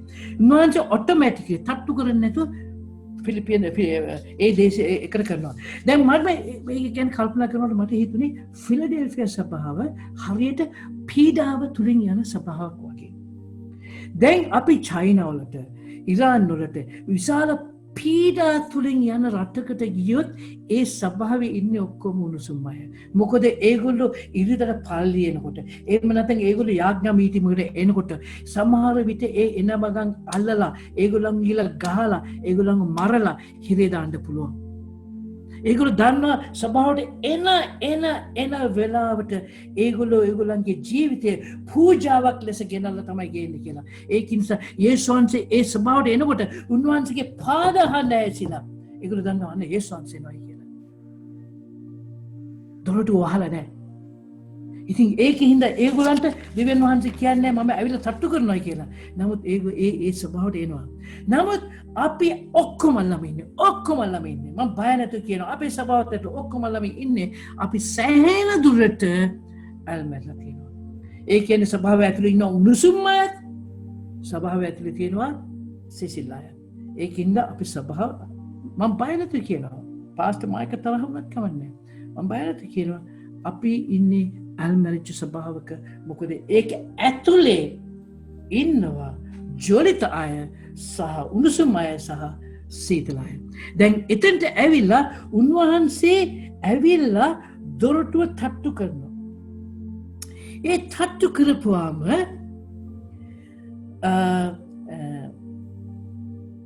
දැන් අපිට දැන් උදාහරණයක් විදිහට මම කියන අපිට මුනේ මොනවද කියලා. දැන් මේ ලොක්ඩවුන් එකක් වුණාම සාමාන්‍යයෙන් ලොක්ඩවුන් එකක් වුණාම කොමල්ලා බොහොම ක්වයට් වෙනවා නේද? කොමල්ලා බොහොම ක්වයට් වෙනවා. දැන් මේම ක්වයට් වුණා. හැබැයි දැන් අපි මේ සභාවේ මේ සීනියර් ලීඩර්ස්ලා කියන්නේ එල්ඩර්ස්ලා ඉතින් අපිට වැඩ තියෙනවා. අපේ එල්ඩර්ස් මීටින්ග්ස් තියෙනවා. අපිට සෑහෙන වැඩ තියෙනවා. දැන් සාමාන්‍යයෙන් අපි සභාවේ වැඩ සම්පූර්ණයෙන්ම කරනවා. හැම යාඥා මීටින්ග් යනවා හැම දෙයක්ම කරනවා. දැන් මේ කරන ගමන් මට ඇහුණ පොඩි තත්ත්වයක් ලොක්ඩවුන් එකේදී. පොඩි තත්ත්වයක් ඇහුණා. ඒ තත්ත්වයක් ඇහුණම මේ දවස්වල පිජාම ඇඳගෙන Zoom මීටින් පල්ලි යන කාලේ මෙහෙම සැප පහසු කාලෙකදී තත්ත්වයක් ඇසුණා. එරින්ට ඇසුණා, මට ඇසුණා. එරින් ඇවිල්ලා කිව්වා ඇහෙනවද? තත්ත්වයක් ඇහෙනවද දොරේ? අපි ස්පයි දොරේ තත්ත්වයක් ඇහෙනවද? මං කිව්වා හෝ මලත් ඇහුණා. ඇහෙනකොට බලනකොට යේසුස් වහන්සේ. යේසුස් වහන්සේ ඇවිල්ලා කිව්වා අපි පොඩි ප්‍රොජෙක්ට් එකක් කරමු. අපි පොඩි පාඩම් මාලාවක් කරමු. මං ඒකට දෙන්නම් ටයිටල් එකකුත්. ඒකේ නම ස්පිරිචුවල් රීසෙට්. යලි ආත්මික යලි පිහිටීමක්. මම වෑගේ මුඛයට වචන දාන්නම්. ඔය දෙන්න කැමතිද? අපි කිව්වා කියලා. ඒකට විශාල මිනිහෙක් ගෙවනවා. තේරෙනවද? මිනිත්තු මට නිදාගන්න අපි දෙන්නට නිදාගන්නත් වෙලා නැහැ. තේරෙනවද? ඉතින් ඊට පස්සේ කිව්වා මම ඔයාට සපෝටර්ස්ලා දෙන්නෙක් දෙන්නම් කිව්වා. ඒ තමයි නදීරව දෙන්නම් කිව්වා. ඊට පස්සේ තව එක්කෙනෙක් දෙන්නම් කිව්වා. ඒ කවුද? ප්‍රථම මහින්දව දෙන්නම් කිව්වා. මේ දුබායි වල. එයා වගේ ඔක්කොම මේවා කරයි නදීර ඔක්කොම කෝඩිනේට් කරයි. අපි දන්නවා මේ ලොක්ඩවුන් වලට යනකොට පාවුල් ලොක්ඩවුන් වලට යනකොට යක්ෂයා හිටියේ පාවුල්ගේ කාලය විනාශ කරන්න. පාවුල්ගේ ඇඟ දුර්වලයි. අද මගේ ඇඟ දුර්වල තියෙනවා වගේ පාවුල්ගේ ඇඟ දුර්වලව තිබුණා. ඒකින්ද පාවුල්ට දුන්නා ලුක් ලොක්ඩවුන් එකේදී. මොකද පාවුල්ගේ දොරටුවට තට්ටු කළා. පාවුල් දොරටුව ඇරියා. අද අපේ දොරට තට්ටු කළා. අපි අපේ දොරට ඇරියා. අපි දෙවියන් වහන්සේ විතර කන් යොමු කරගෙන තියනවා නම් ඕනේ ස්වභාවක ඉන්න පුළුවන්. තනිකර ඇල්මරිච්ච ස්වභාවක ඉන්නවා. තනිකර පාපී තියෙන ස්වභාවක ඉන්නවා. ඒ ස්වභාවයෙන් ඉන්න කියලා යේසුස් වහන්සේ වැඩ අනකල තියනවා. ඒ ස්වභාව තුල ඵල දරන්න යක්ෂයට බෑ කරනවත්තන්න. තාමත්ම අවශ්‍යයි. My sheep hear my voice. මාගේ බැටළු මගේ හඬ අසන්නේ. දැන් මේක කියන්නේ සභාවට ඇවිල්ලා දොරටු තට්ටු කළාට සභාව නෙමෙයි දොර ඇරියේ කියන්නේ. මේක කියනවා anyone who hears my voice. මගේ කන ඇසෙන සෑම දිනාටම කියලා තියෙන්නේ. මම සභාවට ඉන්නේ දපාවේ දොරට තට්ටු කරේ. නමුත් මම කියලා දොරට ඇරපුවාම උන්වහන්සේ කෙලින්ම ආයෙ ළඟට. ඒ දොරපේ එක්කනට ළඟට ආවේ. ඊට ඇවිල්ලා උන්වහන්සේ කරන්නේ. උන්වහන්සේ ඒ ළඟට ඇවිල්ලා උන්වහන්සේ ඈ සමග කෑම ගන්නවා කියලා කියනවා නේද? Where the scripture, can you put that scripture again please? I will a scripture, keep the scripture on the side. A scripture again. ඔහු වෙතට ඇතුළු ඔහු සමග කෑම කන්නේ. දැන් යේසුස් වහන්සේ මයි ළඟට ඇවිල්ලා කෑම කනවා. සිස්ටර් මාගේ එක් ළඟට ඇවිල්ලා කෑම කනවා. කෑම කනකොට කවුද කෑම ගේන්නේ? අපිට ඉන්නේ යා කෑම. ඉතින් ගෙනල්ලා දැන් හඬ ඇසීම ගැන හවු දෙන්නෙක් ඉන්නවා. මේ දෙන්නෙක් ඉන්නවා. මේ දෙන්නගෙන් කාටද අනිත් කෙනාගේ හඬ ඇසෙන්නේ? අපිට A B. දැන් A ආදරෙන් පිරුණ එක්කෙනෙක්. නෑ B ට එච්චර ආදරේ නෑ. A කතා කරනකොට B ට ඇහෙන්නේ නෑ. නමුත් B කතා කරනකොට A ට ඇහෙනවා. නේද? ඒ වගේ අපි යේසුස් වහන්සේට ආදරේ නම් අපි උන්වහන්සේගේ හඬ ඇසෙනවා. යේසුස් වහන්සේ අපිට ආදරේ. අපි කරාට ගොඩක් දේශනා කරනවා. යේසුස් වහන්සේ අපිට ආදරේ, යේසුස් වහන්සේ අපිට ආදරේ, යේසුස් වහන්සේ අපිට ආදරේ කියලා. යේසුස් වහන්සේ අපිට ආදරේ පමණට අපිට උන්වහන්සේගේ හඬ ඇසෙන්නේ නෑ. අපිට උන්වහන්සේගේ හඬ ඇසෙන්නේ අපි උන්වහන්සේට ඒකට උත්තර දුන්නොත් අපි උන්වහන්සේට ආදරය කරපුවම. තේරෙනවද? ආදරය කරපුවම. ඉතින් අපි දෙවියන් වහන්සේ උන්වහන්සේට ආදරය කිරීම හරි රස්නේ, හරි හොට්. තේරෙනවද? ඒ හොට් ඒක ඒකට ඔයාලට දෙවියන් වහන්සේගේ ආයතන. ඊට පස්සේ කියනවා මම ඔබ සමග ඇවිල්ලා කෑම ගන්න. Dine with the Lord. මේ මගේ මෙසේජස් ඔක්කොම මට එන්නේ දෙවියන් වහන්සේගෙන්. උන්වහන්සේ කෑම කෙනාට උන්වහන්සේ කෑම අරන් එනවා. කෑම මට මතකයි පාස මහින්ද එක ගිහිල්ලා අපි මුළු උදේ ඉඳලා හවස වෙනකම් අර 50cc මොටර් බයික් එකේ එහෙම ගිහිල්ලා මට මතකයි දවසක් ගිහිල්ලා හෝටලෙට ගිහිල්ලා අපි ඉඳගත්තම විශාල කෑමක් ආවා. ඒ ස්වාමීන් එනකොට පොඩ්ඩක් ගේන්නේ නැහැ. උරටි පායි මසුන් දෙන්නේ දුන්නම උන්වහන්සේ 12000කට 10000කට කන් දෙනවා. 5000කට කන් දෙනවා. ඒ විදිහේ කෑම අරන් එනවා. කෑම අරගෙන මම උන්වහන්සේ සමග කාලා මම ඒකින් කාට්ටයක් අරගෙන ඕගලන්ට ගේනවා. Dine with the Lord. උන්වහන්සේ මගේ දිහා බලලා උන්වහන්සේගේ වචනේ මගේ මුඛයට දානවා. ඊට පස්සේ උන්වහන්සේ මගේ දිහා බලලා පියාණන් වහන්සේ පිටට හැදිලා මගේ ගැන මැදහත් යාඥාවක් කරනවා. ඒ කරපම් දෙවියන් වහන්සේගේ රාජධානිය පණිවිඩය අපේ ඇඟ ඇතුලේ ඇවිලෙනවා නම් උන්වහන්සේ අපි සමගට ඇවිල්ලා අපි සමග කෑම අරගෙන උන්වහන්සේ අපිට කෑම දෙනවා. අපිට අපේ ප්‍රශ්නයක් තියෙනවා. බයිබලයේ කියනවා සේවකයෝ අස්වැන්න බොහෝය නමුත් සේවකයෝ ස්වල්ප දෙනෙක් කියලා. මතෙව් 9:36 දක්වා. ඉතින් ඒක නිසා දෙවියන් වහන්සේ එක උන්වහන්සේට කැමති සේවකයෙක් ගත්තම ඒ මිනිස්යාගෙන් හොඳටම වැඩ ගන්නවා.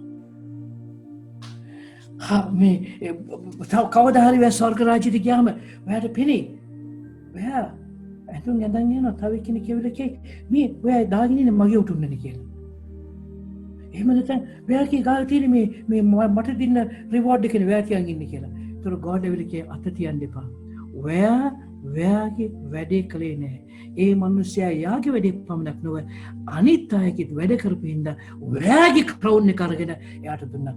ඔයාගේ රිවෝඩ් එක අරගෙන මම එයාට දුන්නා කියලා. දෙවියන් වහන්සේ දීලා තියෙන කාර්ය සම්පූර්ණ ඉෂ්ට කරන්න නැත්නම් දෙවියන් වහන්සේ එක වැගින් අරගෙන වහන්සේ කියනවා සේවකයෝ කුඩායි සේවකයෝ ස්වල්පයි ඒ සේවකේ ඉන්නේ වැඩ ගන්නවා කියලා. මට මතකයි ඒ දවස්වල රස්සාව කරන ගමන් වැඩ කරන කාලේ මට හරිම මහන්සි. අපි අවුරුදු සැරයක් මම එරින්න තනියම තියලා බබාල පොඩි ඒතකොට දෙන්නා තියලා සුමාන 4ටත් 6ටත් ලංකාව යනවා. යාම එරින් යන්න ඕනේ ෆුල් ටයිම් ජොබ් උදේ වට ගියාම හැන්දෑව 6ට විතර ගෙදර එන්නේ. ඒක කළා ඊට පස්සේ යන්න ඕනේ රෙදි හොදන්න ඕනේ කවුන ළමයින්ට කන්න දෙන්න ඕනේ ඒගොල්ලන්ගේ ඇඳුම් ටික අයන් කරලා දෙන්න ඔය ඔක්කොම කළා. ඊට පස්සේ සුමානකට සැරයක් දැන් මේ අද සභාවල මම කියන අපි ලයිෆ් ගෲප් කරනවා නම් සුමාන දෙකකට සැරයක් සුමානකට සැරයක් එරින් මම වෙනුවෙන් ලයිෆ් ගෲප් එකක් කරන්න ඕනේ. ඉතින් මම දවසක් ඇත්තටම යේසුස් වහන්සේ කිව්වා ස්වාමීනි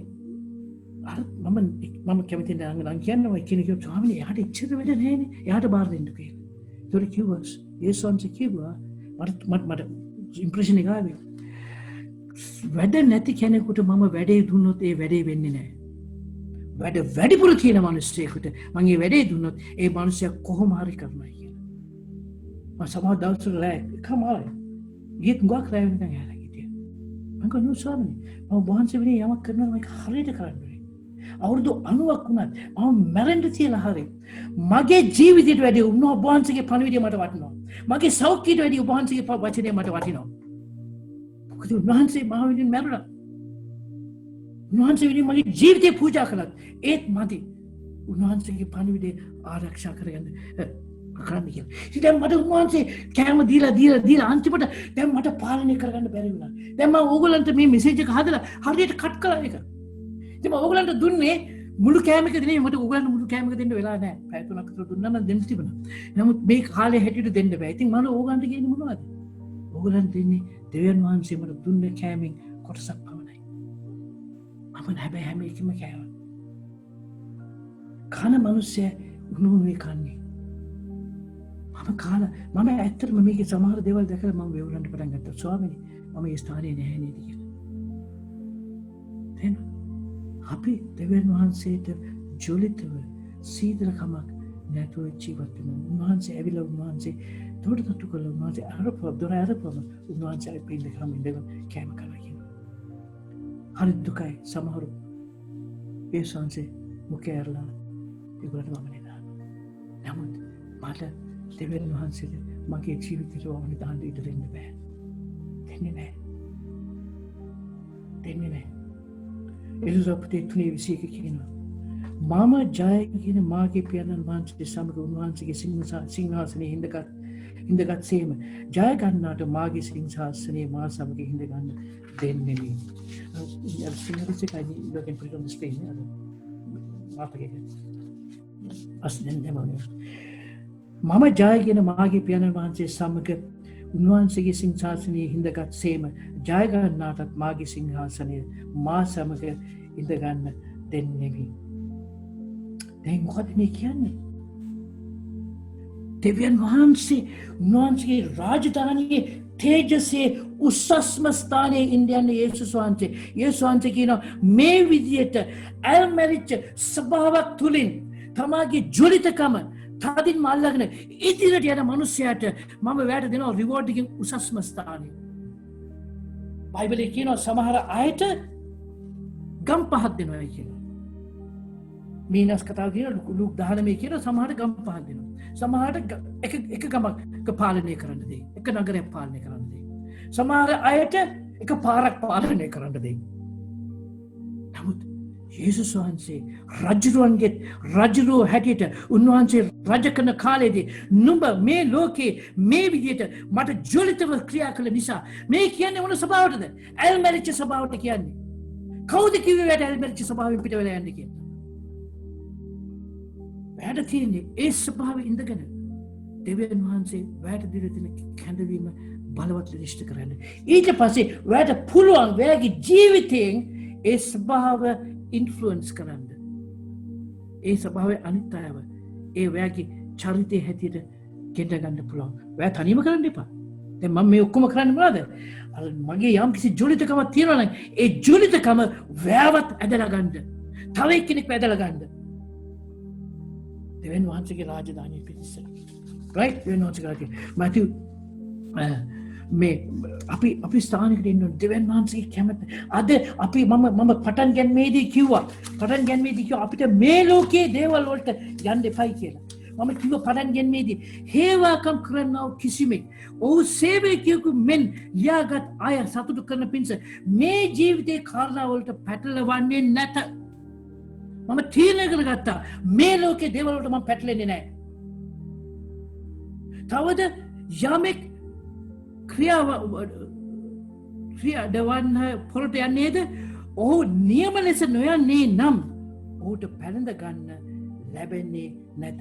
No one engaged in warfare entangles himself with the affairs of this life, that he may please him who listed him as a soldier. I live to please God. මම ජීවත් වෙන්නේ යේසුස් වහන්සේව සන්තෝෂ කරන්න.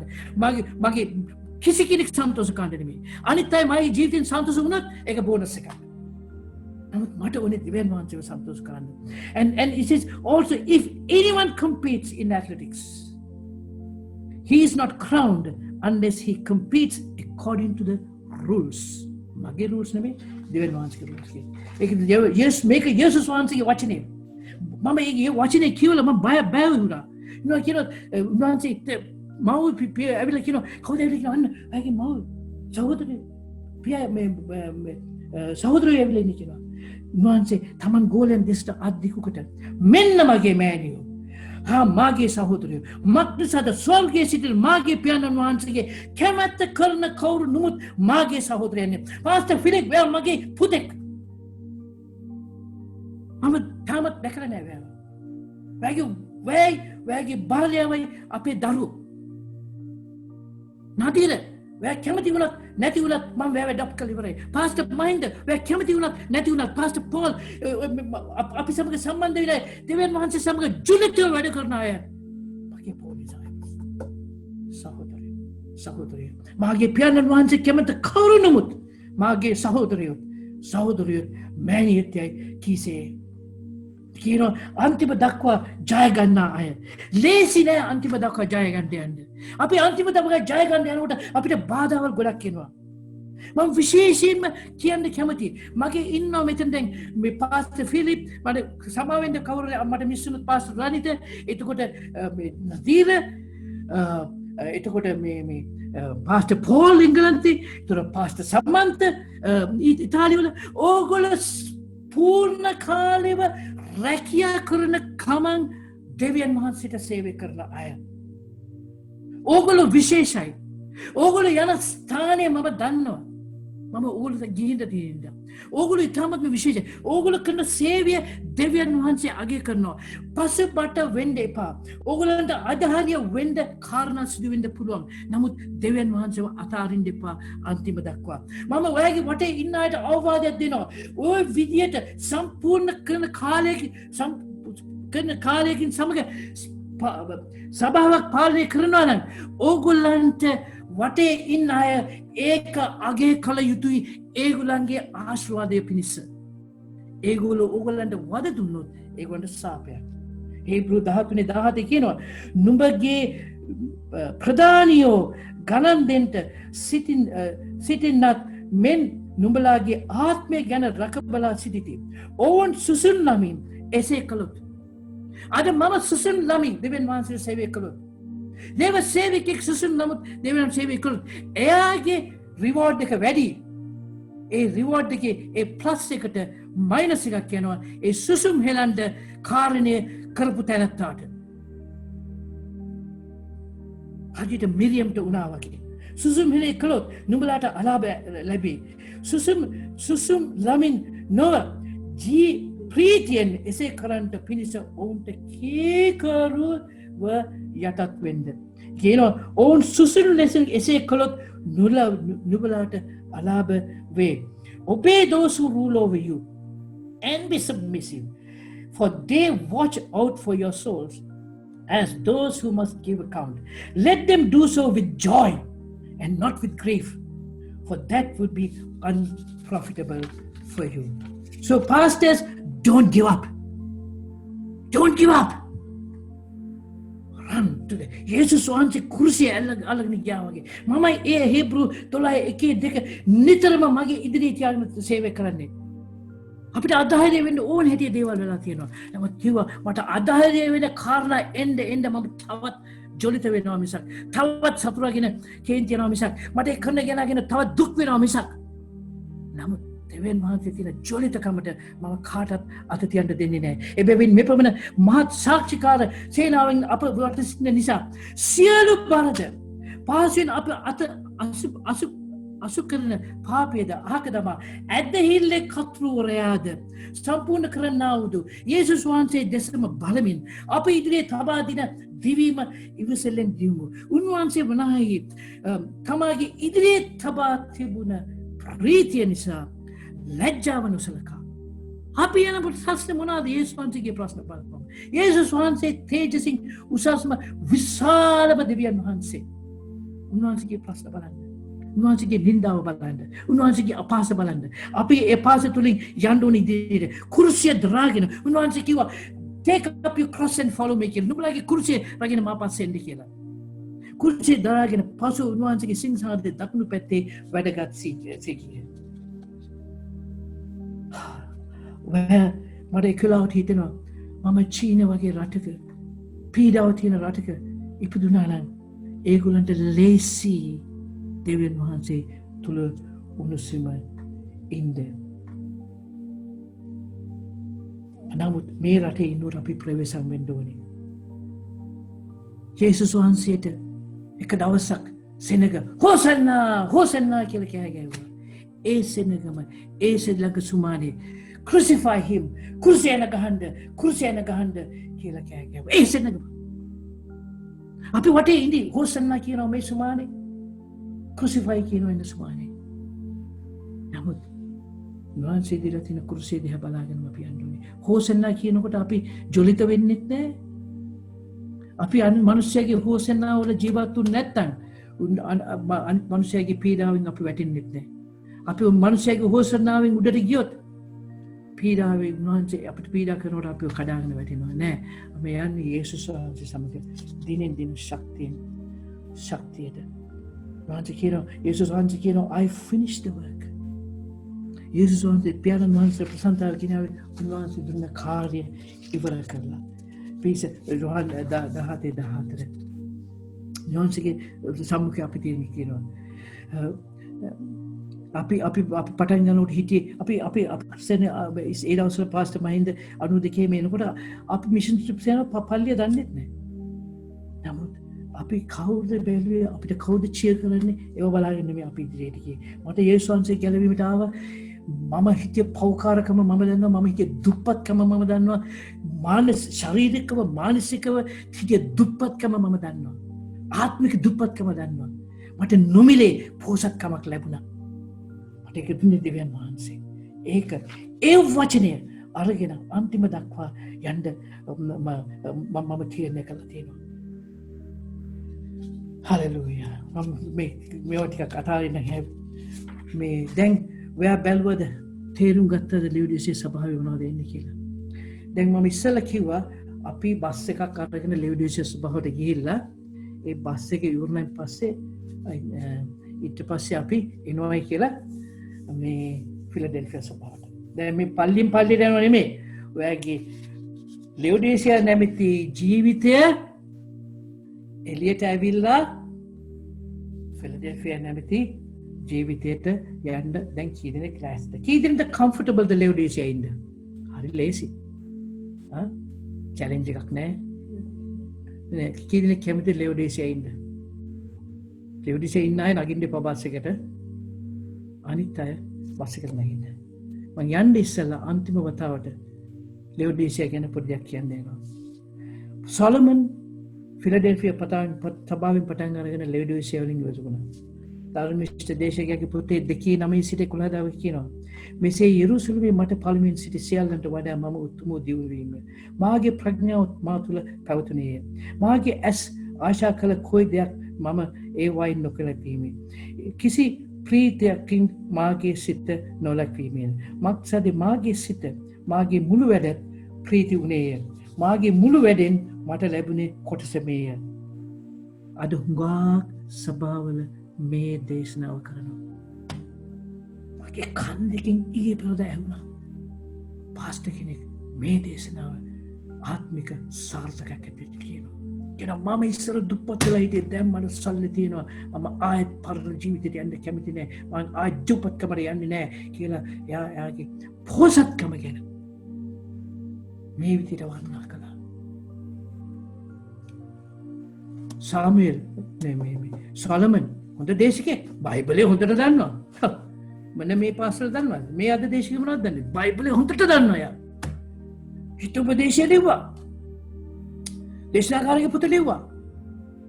සාම්ස් 18ක් ලිව්වා. හොඳ ඥානය තිබෙන මානසික දෙවියන් වහන්සේ වචන හොඳ දේශකයෙක්. නමුත් එයාගේ ස්පිරිචුවල් සක්සස් එක විස්තර කරන්න පටන් ගත්තා ධනෙන්. නමුත් මාගේ අත්තුලින් කලාව සියලු කර්මාන්ත කරන්නට මා වෙහෙස ගත්තා වැඩ ලෙස බැලූ විට ඒ සියල්ල නිෂ්ඵල හිස්සු උත්සාහයක් තිබෙන බව මම දැනෙමි. Too late. අපිට ලේට් නෑ. දැන් අපි දැන් බස් එක දැන් ඔන්න මේ ලාස්ට් විෂුවල් එක දැන් බස් එකේ නැගලා අපි යනවා ෆිලඩෙල්ෆියා සභාවට. මේ සොලොමන්ගේ ජීවිතය. මේ සොලොමන්ගේ මෙසේජ් එක.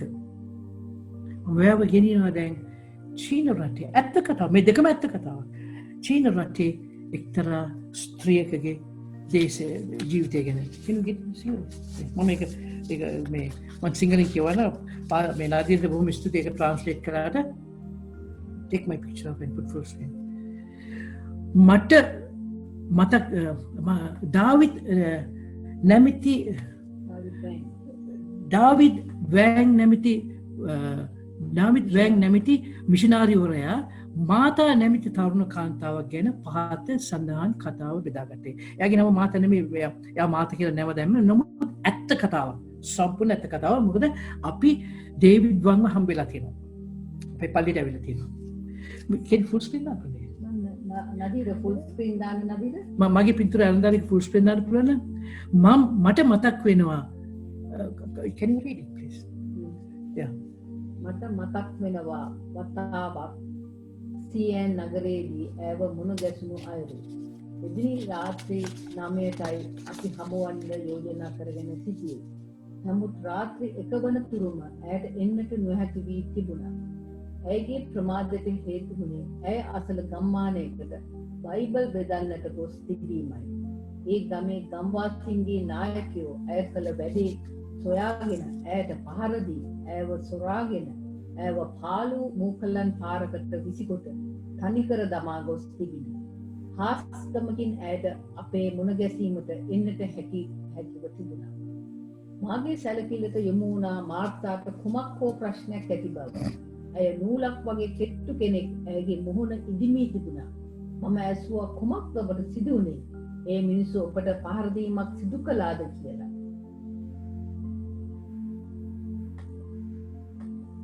ඇයගේ පිළිතුර වූයේ අපොයි නෑ. මට මේ ප්‍රශ්නය ටික කලක් සිට තිබෙනවා. එසේ කියා ඇයගේ කලිසම් කකුල් උඩට රෝල් කර පෙන්නුවා. මදුරුවන් විදපු සහ සතුන් දෂ්ට කරපු පිරී ඇති හැටි. චීනයේ ඉතා දුෂ්කර ගම් පළාත්වල ඇය ගමන් කරද්දී බොහෝ වෙලාවට ඇයට නිදියන්නට ලැබී තිබුණේ පාළු පැල් කොටවල සහ සමහර වෙලාවට කුඹුරුවල. වචනයේ අරුත මුරුදුවන් කිනිතුල්ලන් ඇයව කාදමා තිබුණා. මම ඇයට තරේම කියා සිටියා හෙට දිනේ අපි වෛද්‍යවරයෙක් බලන්න යන්න ඕනේ කියලා. ඇය කිව්වා නැහැ. මොංගෝලියාවේ ඇතුල් ප්‍රාන්තයට යන්න හෙට පාන්දරින්ම මට දුම්රිය අල්ලා ගන්න තියෙනවා. ඒ බයිබල් බෙදන්න තියෙන්නේ කියලා. ඇයගේ එකම අදහස වූයේ මොන්ගෝලියාවේ ඇතුල් ප්‍රාන්තයට බයිබල් දීමයි. 1983 අගෝස්තු මාසයේදී වායුවට මුසු වී නොපෙනී යන්නක් මෙන් මාර්තා අතුරුදහන් වුණා. ඒ සිදුවීම් වුණේ චීනයේ අපරාධ මර්දන ව්‍යාපාරය කාලයේ බොහෝ මිනිසුන්ව සිර බාරවට ගෙන මුළු චීනය පුරාම මිනිස් ඝාතනය කළ කාලේ අපි මාර්තා ගැන විමසිලිමත් වුණා. පසුව අපට ඇයගේ මිතුරන් තුලින් ලිපියක් ලැබුණා. එය ඇත්තෙන්ම ලිපියක් නොවේ. කුඩා කොළ කැබැල්ලක් සඳහන් කර තිබුණා. චීන ජනරාජ්‍ය තුල සැකසහිත ලිපි ද්‍රව්‍ය බෙදා හැරීමේ වරදකරුවෙකු වශයෙන් මම හිර අඩස්සේ සිටිමි කියලා. තවද එහි කියා තිබුණා මට ලැබෙන දැනුම කුමක්ද කියා නොදනිමි. නමුත් කරුණාකර මා වෙනුවෙන් මේ ආකාරයෙන් යාඥා කරන්න කියා ඇය පවුල්තුමාගේ වචනේ සඳහන් කර තිබුණා. එපිසහයේ 19 ඉඳන් 20 දම් වැලින් සිර කර ඇති තානාපතියෙකු වශයෙන් මාගේ මුඛය විවර කරන විට සුභාරංචියේ අద్භූතයන් නිර්භයව දැනුවත් කරන්නට වචන මට ලබා දෙන්න කියලා. ඊට සුමාන කීපයකට පසු අපට දැනගන්න ලැබුණා 24 වන වයසේ පසුවන මාර්තාව මරා දැමූ බව. ඇය මිලියක් ගෙව්වාය.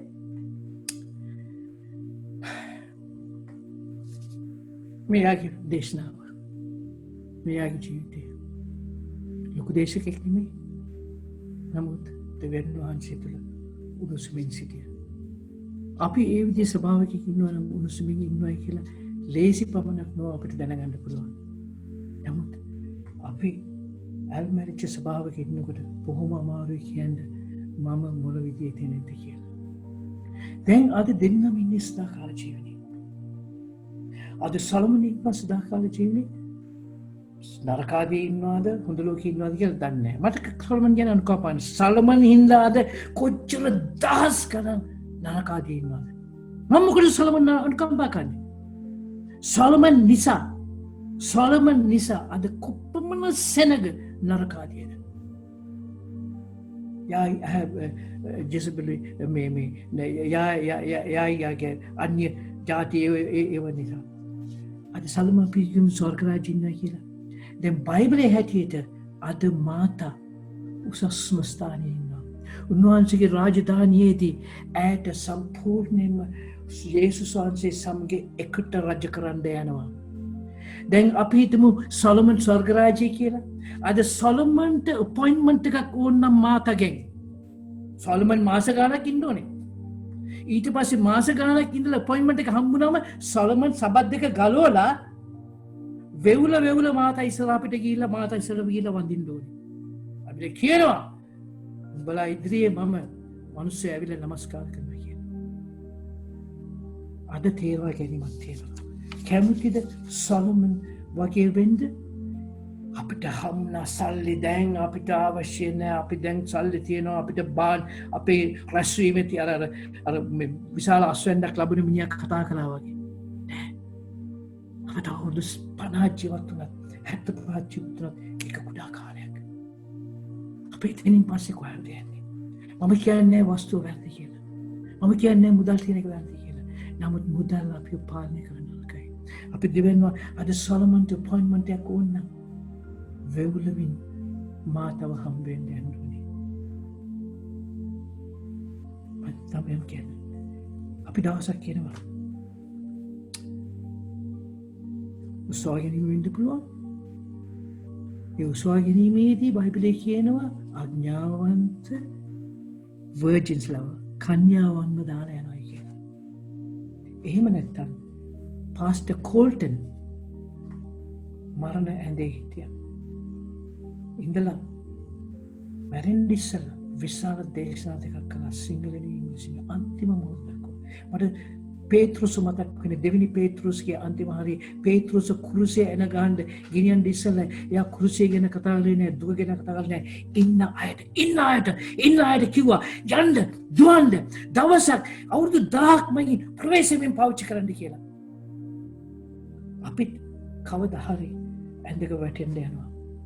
ඒ ඇඳට වැටෙන්න යන වෙලාවේදී අපිට ඒක සන්තෝෂ මොහොතක් වෙන්න ඕනේ. දවසක් කිව්වා මේ ડોක්ටර් ඇවිල්ලා කියලා තියෙනවා මේ වැට තව සුමානේ ජීවත් වෙන්න පුළුවන් කියලා. ඒ මේ හොඳ ක්‍රිස්තියානි කාර්යකට යාගේ කිව්වම යාගේ යාළුවෝ ඔක්කොටම ලියුමක් කරලා කිව්වා මගේ ජීවිතේ මේ දවස් වෙනකොට යනවා ඇවිල්ලා බලන්න ක්‍රිස්තියානි කාර්යයක් කොහොමද මේ ලෝකෙන් යන්නේ කියලා. ඒ වෙලාවට මම ඇල් මැරිච්ච ජීවිතයක් ගත. සමහර විට මුළු ලෝකෙම හිතයි මම හරි ෂෝක් කියලා. මමත් හිතයි මම හරි ෂෝක් කියලා. නමුත් මම ජීවත් වුණේ ඇල් මැරිච්ච ජීවිතයක් නම් ඒ වෙලාවට මම දෙවියන් වහන්සේ ඉදිරියේ ප්‍රමාද වැඩි. Positively not is for Solomon it was too little too late. අපි Paul දුවා දෙවෙනි කොරින්තේ 11:22-28 වෙනකන් වань පවුල් දුවේ හැටි පොතෙන් වල කියලා තිනවා. අන්තිමට යවන්න තැනට ආවම කිව්වා "හේ මම ලෑස්ති. පොන්සිව බලන්න එන්න." අපි ඒ ස්ථානය හරිගස්සන්න පුළුවන්. ඒ මාර්ගය ඒ ස්ථානයට හරිගස්සන්න පුළුවන් අද අපි කරන ක්‍රියා තුළින්.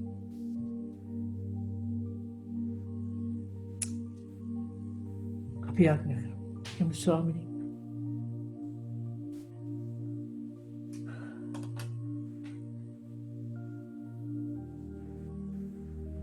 ස්වාමී අපි පෙන්වාදන වෙනවා. වහන්සේගේ වචනේ කියනවා ස්වාමී. වහන්සේගේ කැමැත්ත තුළ අපි කරන හැම යාඥාවටම වහන්සේ උත්තර දෙනවා කියලා. වහන්සේ කැමැත්ත තුළ අපි වහන්සේ විදිහට ඇවිල්ලා හැවුත් ස්වාමීනි මගේ තියෙන වැරදි මගේ තියෙන දුර්වලකම් ලෝකයට පෙනෙන්නේ නැති මටවත් පෙනෙන්නේ නැති ඔබ වහන්සේට පමණක් පෙනෙන මගේ තියෙන ඇල්මැරිච්ච ස්ථාන ස්වාමිනී වහන්සේ මට පෙන්වා දෙන වෙනවා. වහන්සේ මම වෙනුවෙන් අන්තිම දක්වා කුරුසිය දක්වා කියන්නේ. වහන්සේගේ ඒ කුරුසිය දෙස බලමින් ස්වාමිනී අර හේබ්‍රු 12:1-2 මගේ මනසේ තියාගෙන ස්වාමිනී ඒක මගේ ඇඟ ඇතුළට ගොස් ස්වාමිනී මුළු ඇත ඇතුලේ ස්වාමිනී සියලු දේම තදින් ගිහිලා ස්වාමිනී මේ ලෝකේ කිසිම දෙයක් නැහැ ස්වාමිනී කිසිම දෙයක් නැහැ ඒක සමග සංසන්දනය කරන්න කිසිම දෙයක් නැහැ ස්වාමිනී මම අවංකව ආඥා කරනවා ඔබ වහන්සේව ජීවිතව ඉන්න කාලයේදී මාගේ ජීවිතය මාගේ ජීවිතයෙන් වහන්සේ තුළ තියෙන ජොලිතකම අඩු වෙනවා ස්වාමිනී. මාට ඒ වහන්සේ තරවටු කළා දඬුවම් කළාත් මම හැරෙන්නේ නැත්තම් ස්වාමිනී. මේ ලෝකේ කිසිම දෙයක් නැහැ. වල්නකොට ඒට වැඩි වටින දෙයක් මට ආස වහන්සේව වහන්සේ මා සමග සන්තෝෂයෙන් සිටින කාලයේදීම වහන්සේ වෙතට. නමුත් ස්වාමිනී අපි දන්නවා ස්වාමිනී විශාල සේවයක් කිරීමක් තියෙනවා. ඒ නිසා ස්වාමිනී ඔබ වහන්සේ සලස්වා දුන කාලය තුළ සම්පූර්ණයෙන්ම ජොලිතව සම්පූර්ණ කැපවීමකින් ස්වාමිනී සම්පූර්ණ අවංක සිතකින් සේවය කරන ඔබ වහන්සේ අපිට අපි සියලු දෙනාටම ස්වාමිනී ආශිර්වාද කරන්න. මේ ස්වාමීන් අපි එකිනෙකාට උනන්දු කිරීමට මම තව එක්කෙනෙකුට උනන්දු කිරීමට සහ තව එක්කෙනෙක් මාව උනන්දු කිරීමෙන් විනිශ්චය නොකර ස්වාමීනි උනන්දු කිරීමෙන් ඉදිරියට යන්න ඔබ වහන්සේ අපිව පාවිච්චි කරපෙනවා. ස්වාමීනි ඔබ වහන්සේ තමයි මගේ හීරෝ. මගේ ඔබ වහන්සේ තමයි මගේ ස්වරූපය. ඔයට වැඩි ස්වරූපයක් නෑ ස්වාමීනි. මම දිනෙන් දින ස්වාමීනි ඔබ වහන්සේගේ ස්වරූපය තුළට එන්න ඒ විතරක් නෙමෙයි ස්වාමීනි තව කෙනෙකුට උදව් කරමින් මේ මාර්ගයේ ඉදිරියට යන්න ඔබ වහන්සේ අපිව පාවිච්චි කරවෙනවා. අපි අවංකව පුත්කිරික කියන්නේ. ඔය පුත්කිරික කියන ඕ ස්වාමීනි මම කැප වෙනවා. ඔබ වහන්සේට සම්පූර්ණයෙන්ම සේවය කරනවා. මම කැප වෙනවා මේ ලෝකයට මම මැරෙන්න. මම කැප වෙනවා ස්වාමීනි ඔබ වහන්සේ සමග කුරුසියේ එන ගසලා ඔබ වහන්සේ වැළලා දැම්මමින් මාගේ පරණ ජීවිතයෙන් සම්පූර්ණයෙන්ම යටත් වේ ස්වාමීනි. ඔබ වහන්සේ තුළ අලුත් ජීවිතයට ස්වර්ග රාජ්‍යයේ ප්‍රවේශිකයෙකු හැටියට ෆිලිප්පියන් 3:20 තුනේ කියන හැටියට ස්වර්ග රාජ්‍යයේ ප්‍රවේශිකයෙකු හැටියට ජීවත් වෙන්න මම කැප වෙනවා යේසුස් වහන්සේගේ නාමයෙන්. ආමේන්. ආමේන්. හලෙලූයා.